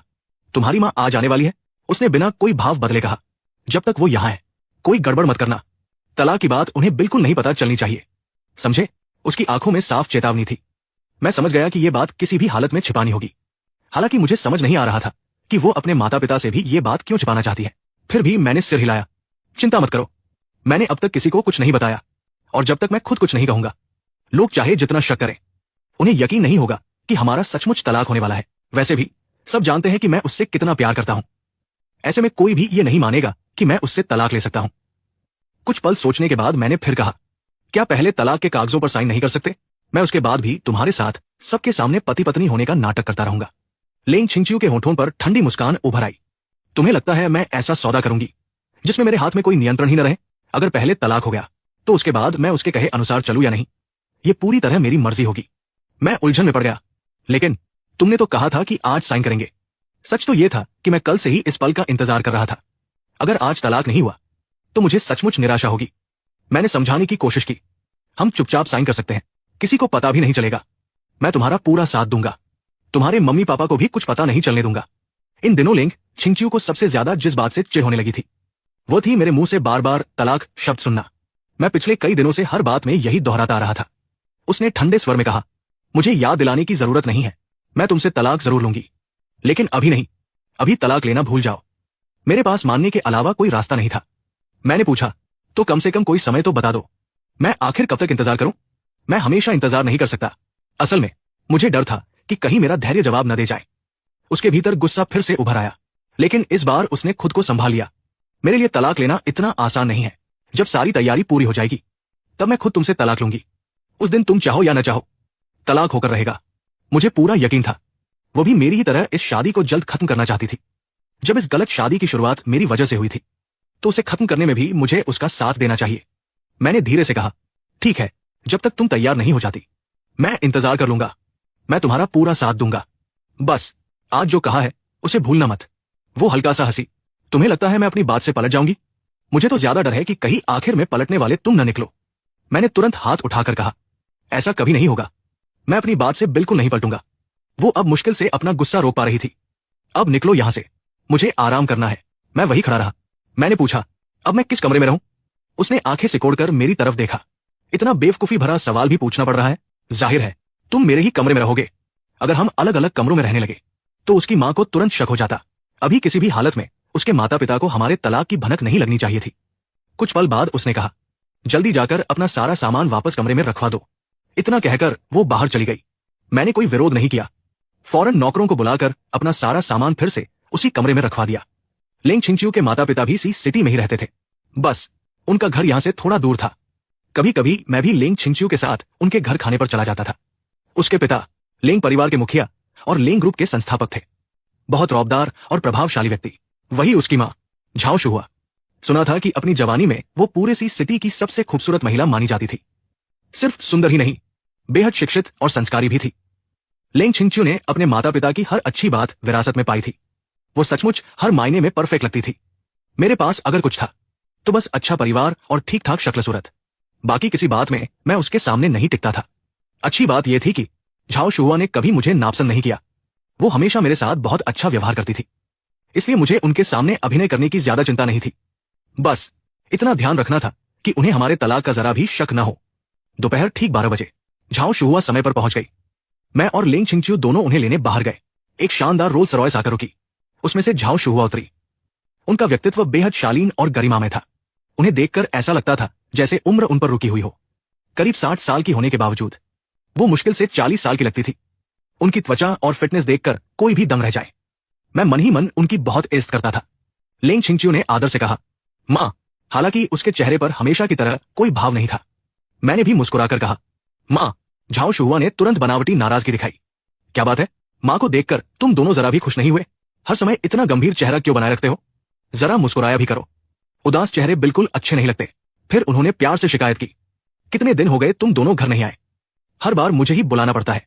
मैं कुछ बोल ही नहीं पाया। वो हंस पड़ी। ठीक है, मुझे पता है छिंगच्यू आजकल बहुत बिजी रहती है और अचवान, तुम्हें तो बस मेरी बेटी ही दिखाई देती है। माँ याद ही कहाँ रहती है? मैं शर्माते हुए बोला। ऐसी बात नहीं है, मेरे लिए तो आप भी मेरी अपनी माँ जैसी है। झाओ शुहुआ मुस्कुरा दी।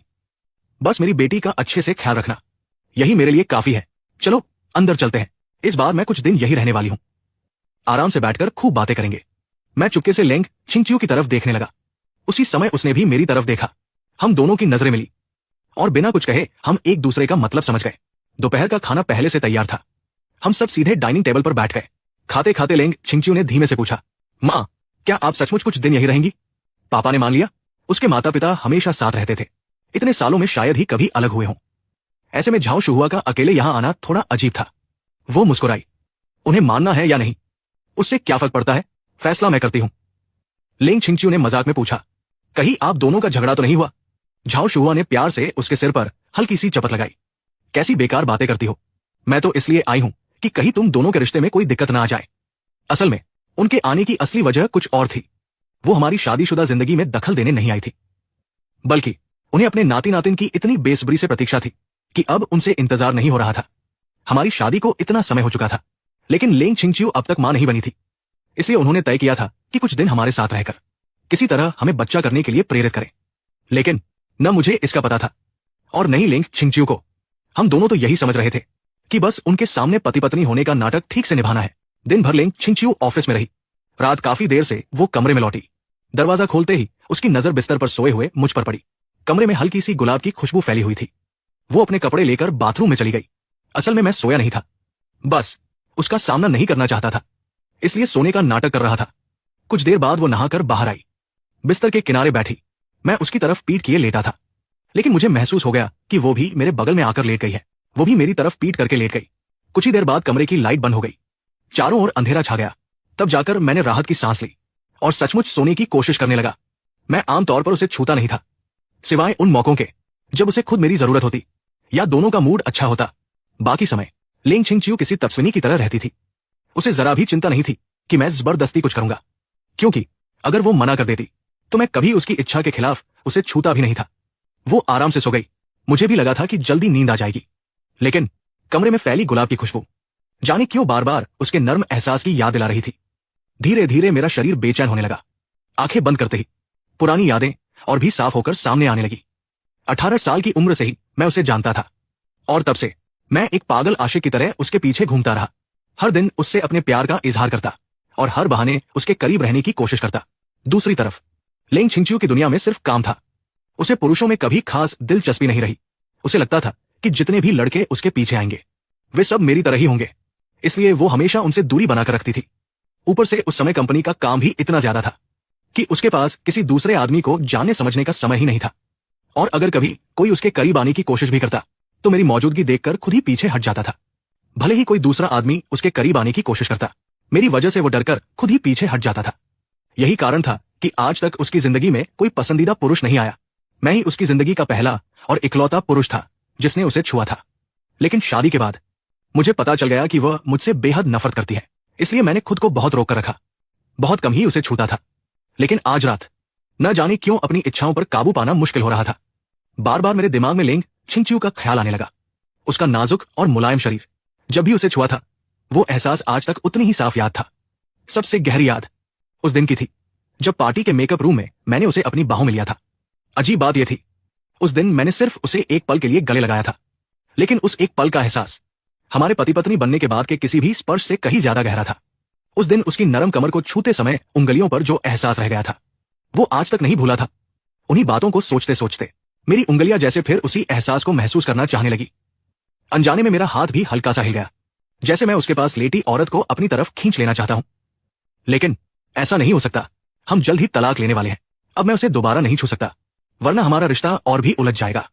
मैं अच्छी तरह जानता था, चाहे मन कितना भी क्यों न करे, अब मुझे खुद को रोकना ही होगा। मैं झटके से करवट बदलकर लेट गया। बेचैनी में आंखें बंद कर ली और खुद को जल्दी सोने के लिए मजबूर करने लगा।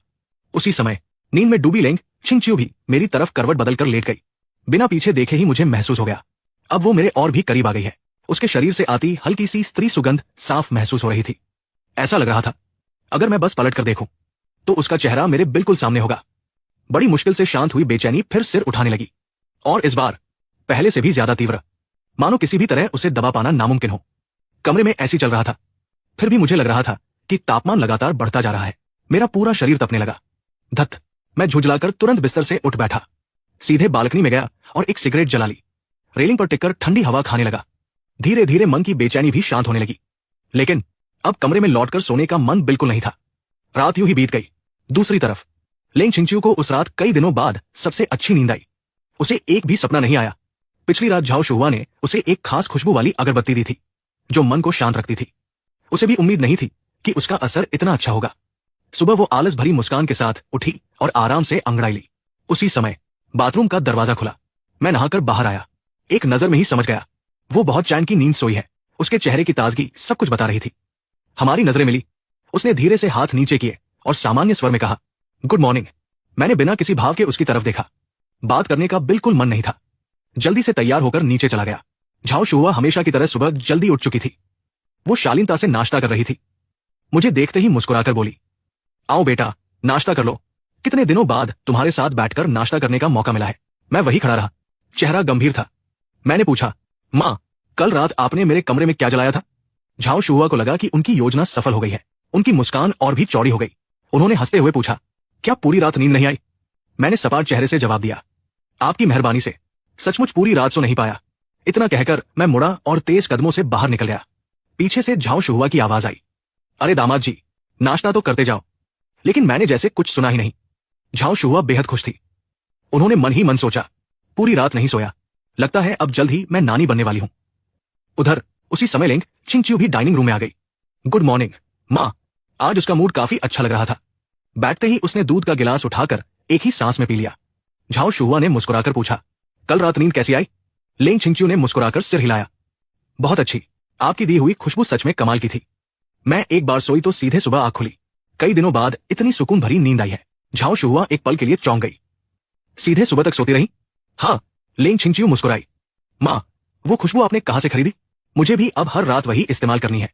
झाओ शुहुआ ने सहज भाव से कहा, अब नहीं है, किसी ने मुझे तोहफे में दी थी। फिर मिलेगी तो तुम्हें भी दे दूंगी। उन्होंने देखा कि अचानक उनका मूड थोड़ा उतर गया है। लेंग छिंगचिू ने भी ज्यादा कुछ नहीं पूछा। नाश्ते के बाद झाओ शुहुआ ने चुपके से घर के नौकरों से पूछताछ शुरू की।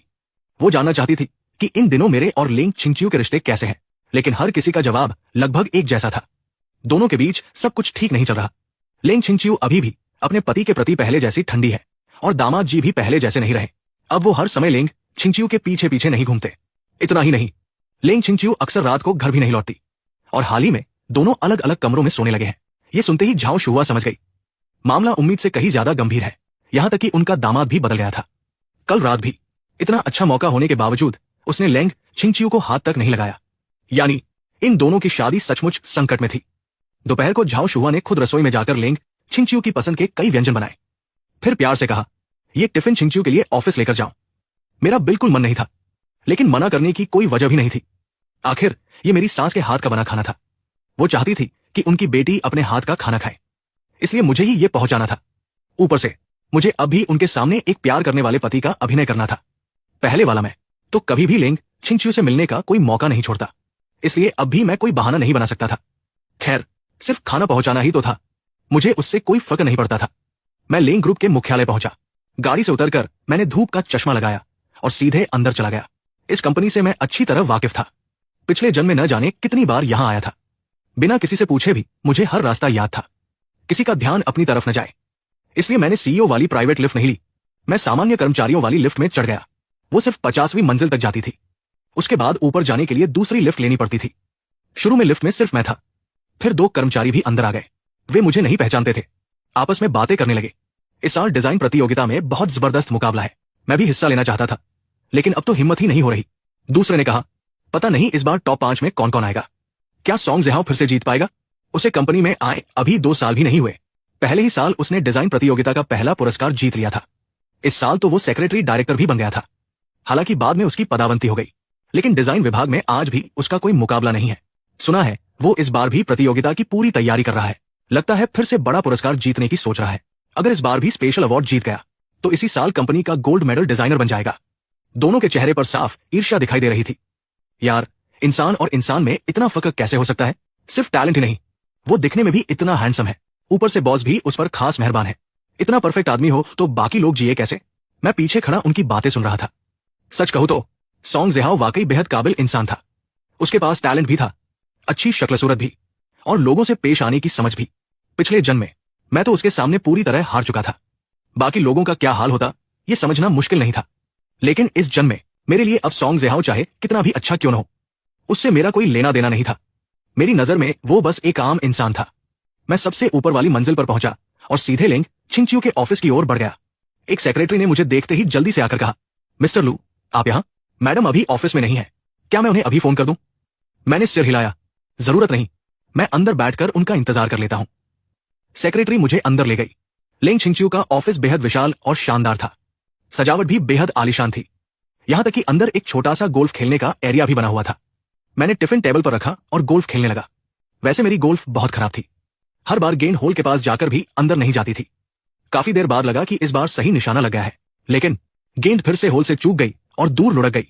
उसी समय ऑफिस का दरवाजा खुला। गेंद जाकर ठीक लिंग छिंगचियो के पैरों के पास रुकी। वो एक पल के लिए ठिठक गई, फिर मेरी तरफ देखा और अनायास ही उसकी भौहें सिकुड़ गई। तुम यहां क्या कर रहे हो? मैंने गोल्फ स्टिक वापस रख दी। मां ने तुम्हारे लिए खाना भेजा है, जल्दी खा लो, फिर मैं चला जाऊंगा। उसकी नजर सेंटर टेबल पर रखे टिफिन पर पड़ी। उसने ठंडे स्वर में कहा, वही रख दो, अब तुम जा सकते हो। मैंने सिर हिलाया, नहीं, तुम्हारी मां ने कहा है कि तुम्हें खाना खाते हुए देखकर ही वापस आना, और वैसे भी मेरे लिए भी खाना भेजा है। मैंने टिफिन खोला, तुरंत खाने की खुशबू पूरे कमरे में फैल गई। मैंने 2 प्लेटों में चावल परोसे, एक प्लेट लेकर खुद खाना शुरू कर दिया। मुझे बहुत भूख लगी थी, उसका इंतजार करने का बिल्कुल मन नहीं था। लिंग छिंगचियो भी सुबह से लगातार काम कर रही थी, उसने नाश्ता भी नहीं किया था, उसे भी भूख लगी थी। ऊपर से ये सब उसकी मां के हाथ का बना हुआ खाना था, जो उसकी पसंदीदा डिशेस थी। वो भी सामने बैठ गई और खाना खाने लगी। साथ ही उसने अपनी असिस्टेंट से कहा, रिपोर्ट जारी रखो। वो खाना खाते खाते भी ऑफिस की रिपोर्ट सुनती रही।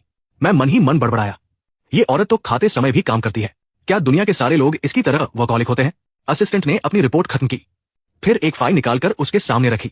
मैडम, ये इस साल की डिजाइन प्रतियोगिता में भाग लेने वालों की सूची है, कुल 10 लोग हिस्सा ले रहे हैं, कृपया देख लीजिए। लिंग छिंगचियो ने सूची पर एक नजर डाली और संतुष्ट होकर बोली, इस साल सबका उत्साह काफी अच्छा लग रहा है। असिस्टेंट मुस्कुराई, जी मैडम, इस बार विजेताओं को कम से कम 50 लाख, नहीं 50,000 नहीं, बल्कि 50 लाख नहीं, कम से कम 50,000। उसने तुरंत स्पष्ट किया, न्यूनतम पुरस्कार 50,000 नहीं, बल्कि 5 लाख। फिर उसने सही बात बताई, दरअसल इस बार इनाम काफी बड़ा है, इसलिए सभी बहुत उत्साहित है। मैं भी उत्सुक होकर सूची देखने लगा। पहली ही नजर में सॉन्ग ज़िहाओ का नाम दिखाई दिया। मैंने पूछा, क्या सॉन्ग ज़िहाओ इस बार भी पुरस्कार जीत जाएगा? फिर उत्सुकता से पूछा, पहले स्थान का इनाम कितना है? असिस्टेंट ने तुरंत जवाब दिया, हमारी कंपनी का सबसे बड़ा पुरस्कार स्पेशल ग्रैंड प्राइज है, जिसमें पूरे 50 लाख युवा नहीं, बल्कि 5 मिलियन 50 लाख का इनाम है।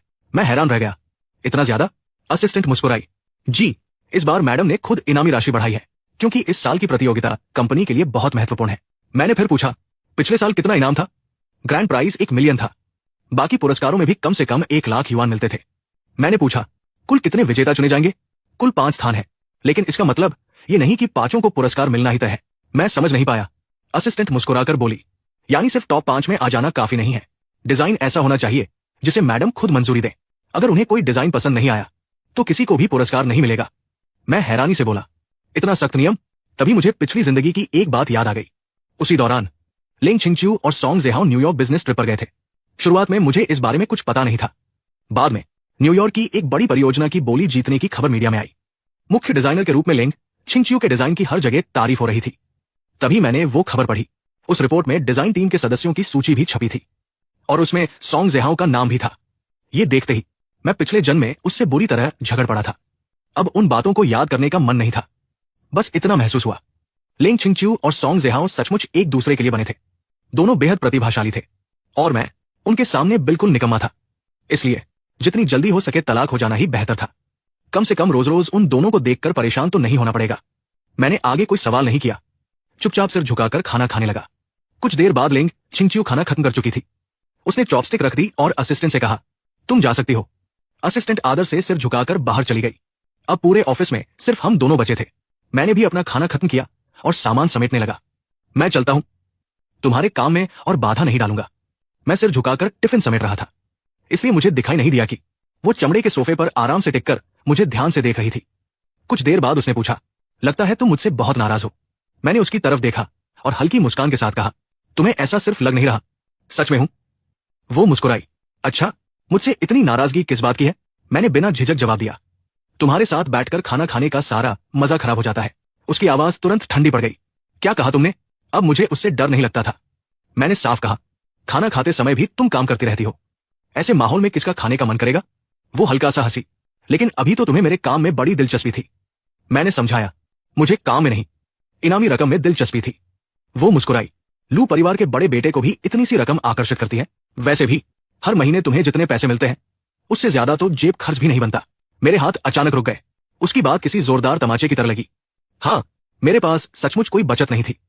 दुनिया मुझे अमीर घर का बेटा समझती थी, लेकिन हर महीने मुझे सिर्फ जेब खर्च मिलता था।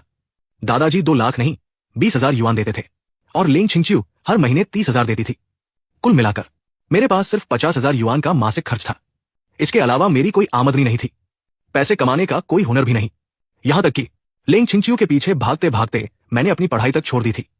सोचने पर लगा, मेरे पास सचमुच कुछ भी नहीं था।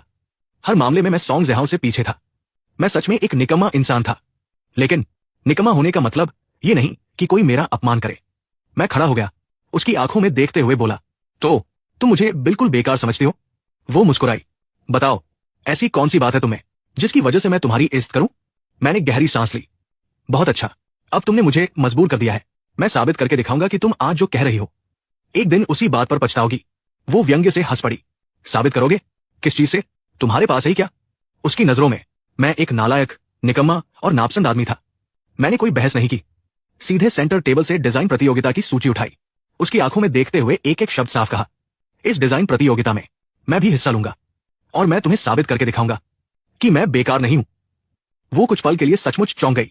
तुम इस प्रतियोगिता में? ध्यान से देखो, ये आर्किटेक्चरल डिजाइन कॉम्पिटिशन है, फूल पत्तियों की ड्राइंग बनाने की प्रतियोगिता नहीं। मैंने बिना झिझक जवाब दिया, मुझे पता है, मैं इसी प्रतियोगिता में हिस्सा लूंगा। मेरे चेहरे पर पूरा आत्मविश्वास देखकर लेंग छिंगच्यू कुछ पल के लिए चुप रह गई।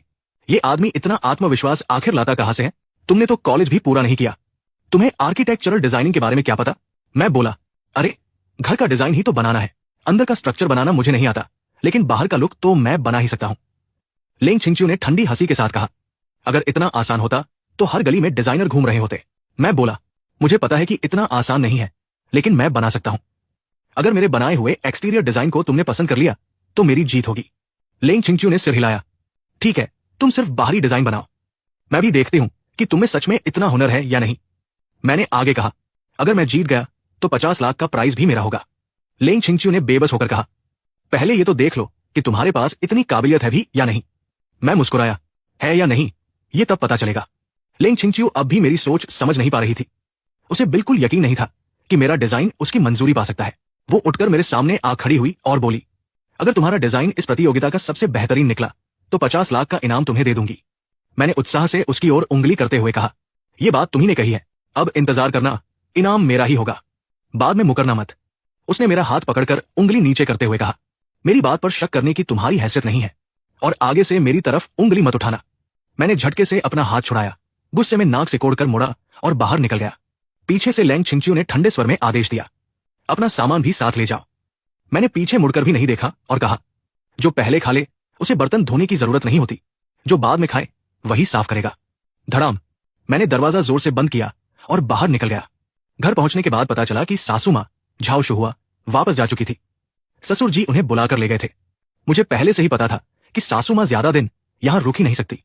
उनकी और ससुर जी की आपस में इतनी अच्छी बनती थी कि वे एक दूसरे से ज्यादा देर दूर रह ही नहीं सकते थे। एक रात रुक जाना ही शायद उनकी हद थी। लेकिन जाते जाते झाओ शुहुआ ली मां के लिए एक संदेश छोड़ गई थी। उन्होंने कहा था कि अब से हर दोपहर मैं खुद लेंग छिंगच्यू के लिए लंच लेकर जाऊंगा और उसके साथ बैठकर खाना भी खाऊंगा। अगर मैंने ऐसा नहीं किया तो वे खुद वापस आकर हमारी निगरानी करेंगी। मैं बिल्कुल नहीं चाहता था कि वे फिर लौटें, वरना मुझे दोबारा लेंग छिंगच्यू के साथ एक ही कमरे में रहना पड़ता। इसलिए मैंने रोज उसके लिए लंच ले जाने की बात मान ली। वैसे भी ज्यादा दिन की बात नहीं थी, जल्दी ही हमारा तलाक हो जाएगा। मैंने ली मां से कहा, ली मां, मेरा सारा सामान वापस कमरे में रखवा दीजिए, मैं गेस्ट रूम में जाकर सो जाऊंगा। ली मां झिझकते हुए बोली, छोटे मालिक, समधन जी को पता चल गया है कि आप और मैडम अलग अलग कमरों में सोते हैं। उन्होंने हम सबको कहा है कि अगर आप दोनों फिर से अलग सोए तो उन्हें तुरंत बता दे। मेरा सिर दर्द करने लगा। अगर ये पिछला जन्म होता तो सासू मां की ये मदद मुझे बहुत अच्छी लगती, लेकिन इस जन्म में मुझे इसकी बिल्कुल जरूरत नहीं थी। मैंने मन ही मन सोचा, कोई बात नहीं, बस कुछ दिन और सहना है। जैसे ही लेंग छिंगच्यू अपनी सारी तैयारी पूरी कर लेगी, हमारा तलाक हो जाएगा। तब तक बस अभिनय करना पड़ेगा। वैसे भी एक कमरे में सोने का मतलब यह नहीं था कि हमारे बीच कुछ होगा। हम दोनों एक दूसरे को पसंद तक नहीं करते थे। चाहे लेंग छिंगच्यू मेरे सामने बिना किसी कपड़े के भी खड़ी हो जाए, मैं उसे हाथ तक नहीं लगाऊंगा। मुझे अपने ऊपर पूरा भरोसा था और यह भरोसा भी उसी ने मुझे दिया था। इस समय मेरे लिए सबसे जरूरी काम था डिजाइन बनाना। मैंने खुद को कमरे में बंद किया और स्केच बनाने बैठ गया। अच्छी बात यह थी कि बचपन में मैंने ड्राइंग सीखी थी, इसलिए बेसिक स्केचिंग मेरे लिए मुश्किल नहीं थी। जहां तक बिल्डिंग के डिजाइन की बात थी, वो तो मैं पहले ही तय कर चुका था। पिछले जन्म में लेंग छिंगच्यू के हर डिजाइन से मैं अच्छी तरह वाकिफ था। खासतौर पर न्यूयॉर्क की उस प्रतियोगिता के लिए उसने जो डिजाइन बनाया था, उसका रूप मुझे अब भी याद था। मैं हंसते हुए बोला, लेंग छिंगच्यू, तुमने ही मुझे मजबूर किया है। अब मैं तुम्हारी ही डिजाइन से तुम्हें हराऊंगा। मैं चालाकी भरी हंसी हंसते हुए ड्राइंग बनाने लगा, लेकिन जल्द ही मुझे एहसास हुआ कि मैंने बात बहुत आसान समझ ली थी। मुझे उसके डिजाइन लगभग 70-80% तक ही याद थे। हर छोटी बड़ी डिटेल याद नहीं थी। कई बार बनाने के बाद भी मुझे लगता रहा कि कुछ न कुछ कमी रह गई है। मैं आधे अधूरे काम से संतुष्ट नहीं होना चाहता था। आखिर मुझे 50 लाख का इनाम जीतना था। मैंने तो पहले ही सोच लिया था कि वो पैसे मिलते ही दोबारा पढ़ाई शुरू करूंगा, वरना मैं सारी जिंदगी निकम्मा ही बना रहूंगा और लेंग छिंगच्यू हमेशा मुझे बेकार समझती रहेगी। इस बार मुझे ये मौका हर हाल में पकड़ना था। यही मेरी जिंदगी बदलने की पहली सीढ़ी थी। वैसे अगर मैं पढ़ना चाहता तो दादाजी खुशी खुशी पूरा खर्च उठाते, मुझे जितने पैसे चाहिए होते दे देते। लेकिन अब मेरी शादी हो चुकी थी। मैं अब और दादाजी के पैसों पर निर्भर नहीं रहना चाहता था। उन्होंने पूरी जिंदगी मेरा ख्याल रखा था। अगर अब भी उन्हीं पर बोझ बना रहता तो बड़े चाचा का परिवार मुझे और भी ज्यादा निकम्मा समझता। पुनर्जन्म के बाद मेरी सिर्फ 2 इच्छाएं थी। पहली, अब कभी लेंग छिंगच्यू के पीछे पागल नहीं बनूंगा। दूसरी, दादाजी को मेरी वजह से फिर कभी चिंता नहीं करनी पड़ेगी। अब आगे की जिंदगी मुझे अपने दम पर बनानी थी। डिजाइन प्रतियोगिता में अभी समय था। मैंने तय किया कि तब तक जितना हो सके आर्किटेक्चर सीखूंगा और अपने डिजाइन को बेहतर बनाऊंगा। खुशकिस्मती से लेंग छिंगच्यू की स्टडी में इस विषय की ढेर सारी किताबें थी। मैं तुरंत वहां गया और आर्किटेक्चर की किताबें निकालकर पढ़ने लगा। उन्हीं किताबों के बीच मुझे एक मोटी डिजाइन नोटबुक भी मिली। वो लेंग छिंगच्यू की सभी पुरस्कार विजेता डिजाइनों का निजी कलेक्शन था। किताब में उसके बनाए हुए स्केच और डिजाइन भरे पड़े थे। भारी भरकम तकनीकी बातें मेरी समझ से बाहर थी, इसलिए मैंने सिर्फ तस्वीरें और स्केच देखने शुरू किए। जितना समझ सकता था उतना समझने की कोशिश करने लगा। शाम को जब लेंग छिंगच्यू घर लौटी तो उसने देखा कि स्टडी का लाइट जल रहा है। हैरानी से ऊपर आई और दरवाजा खोलकर अंदर झांका। मैं उसकी मेज पर बैठा पूरी तन्मयता से किताबें पढ़ रहा था। मेरे सामने आर्किटेक्चर की दर्जनों किताबें बिखरी हुई थी। ज्यादातर किताबों में तस्वीरें और डिजाइन बने हुए थे। उस समय मैं दुनिया भर की मशहूर इमारतों पर आधारित एक किताब पलट रहा था। वो हल्का सा हंसी और उंगली से मेज थपथपाई। मैं चौंक कर ऊपर देखा। उसे सामने देखकर हैरान रह गया। तुम कब आई? उसने बेपरवाही से कहा। इतनी एक्टिंग करने की जरूरत नहीं है। चाहे जितनी किताबें देख लो, तुम इन्हें समझ नहीं पाओगे। मुझे तभी एहसास हुआ कि लेंग छिंगच्यू की जुबान सच में बहुत तीखी है। पिछले जन्म में मैं उसके प्यार में इतना अंधा था कि उसकी ये सबसे बुरी आदत कभी देख ही नहीं पाया। मैं खड़ा हुआ और चुनौती भरे अंदाज में बोला, मैं समझ पाऊं या नहीं, इसकी चिंता तुम्हें करने की जरूरत नहीं। मुझे दिखावा करना पसंद है। अब बताओ, तुम मेरा क्या बिगाड़ लोगी? वो फिर हंस पड़ी। क्या तुम हर काम ऐसे ही जिद में करते हो? मैंने बिना झिझक जवाब दिया, हाँ, मैं ऐसा ही हूं। क्या आज पहली बार मिले हो मुझसे? वो फीकी मुस्कान के साथ बोली, हाँ, जिस दिन पहली बार तुमसे मिली थी उसी दिन तुम्हारी जिद देख ली थी। मुझे भी हमारी पहली मुलाकात याद आ गई। मैं उसके पीछे पागलों की तरह घूमता रहा था। खाना खाते समय जबरदस्ती उसके पास बैठा रहा, यहां तक कि उसके साथ उसके घर जाने की जिद भी कर दी थी। उस वक्त मेरी बेहिचक हरकतों ने उसे सचमुच डरा दिया था। उन दिनों का अपना रूप याद करके मुझे खुद पर शर्म आने लगी। मैं बोला, फिक्र मत करो, जितनी नफरत तुम्हें उस पुराने मुझसे है उससे कहीं ज्यादा मुझे खुद है। लेकिन आज के बाद मेरी जिद तुम्हारे लिए कभी नहीं होगी। इतना कहकर मैं उसकी डिजाइन वाली किताब उठाकर बाहर जाने लगा। अचानक उसने मेरी कलाई पकड़ ली। मैंने भौहें सिकोड़ ली। अब क्या है? उसकी नजर मेरे हाथ में पकड़ी किताब पर गई। ये क्या ले जा रहे हो? मैंने मुस्कुराकर कहा, तुम्हें दिखाई नहीं देता क्या? उसने सख्त आवाज में कहा, मेरी चीज वापस रख दो। मैं बिल्कुल शांत रहा। बस देखने के लिए उधार ले जा रहा हूं। मैं तुम्हारे डिजाइन सबसे ज्यादा जानता हूं। अगर मुझे कुछ बनाना है तो तुम्हारे काम से ही सीखना पड़ेगा। वो बोली, सीखना या नकल करना? मैं मुस्कुराया, हाँ, साफ साफ कहो तो नकल ही करूंगा। असल में मैं उसके भविष्य के डिजाइन की नकल करने वाला था। वो नाराज होने की बजाय मुस्कुरा दी। नकल करके 50 लाख का इनाम नहीं जीता जा सकता। मैंने आत्मविश्वास से कहा, जरूरी नहीं, हो सकता है मैं गुरु से भी आगे निकल जाऊं। इतना कहकर मैंने उसकी पकड़ छुड़ाई और बाहर निकल गया। वो मेरी जाती हुई पीठ को देखकर मुस्कुरा उठी। अभी अभी मैंने जिस तरह उसे बार बार चुनौती दी थी, उसे याद करके उसे सब कुछ मजाक जैसा लग रहा था।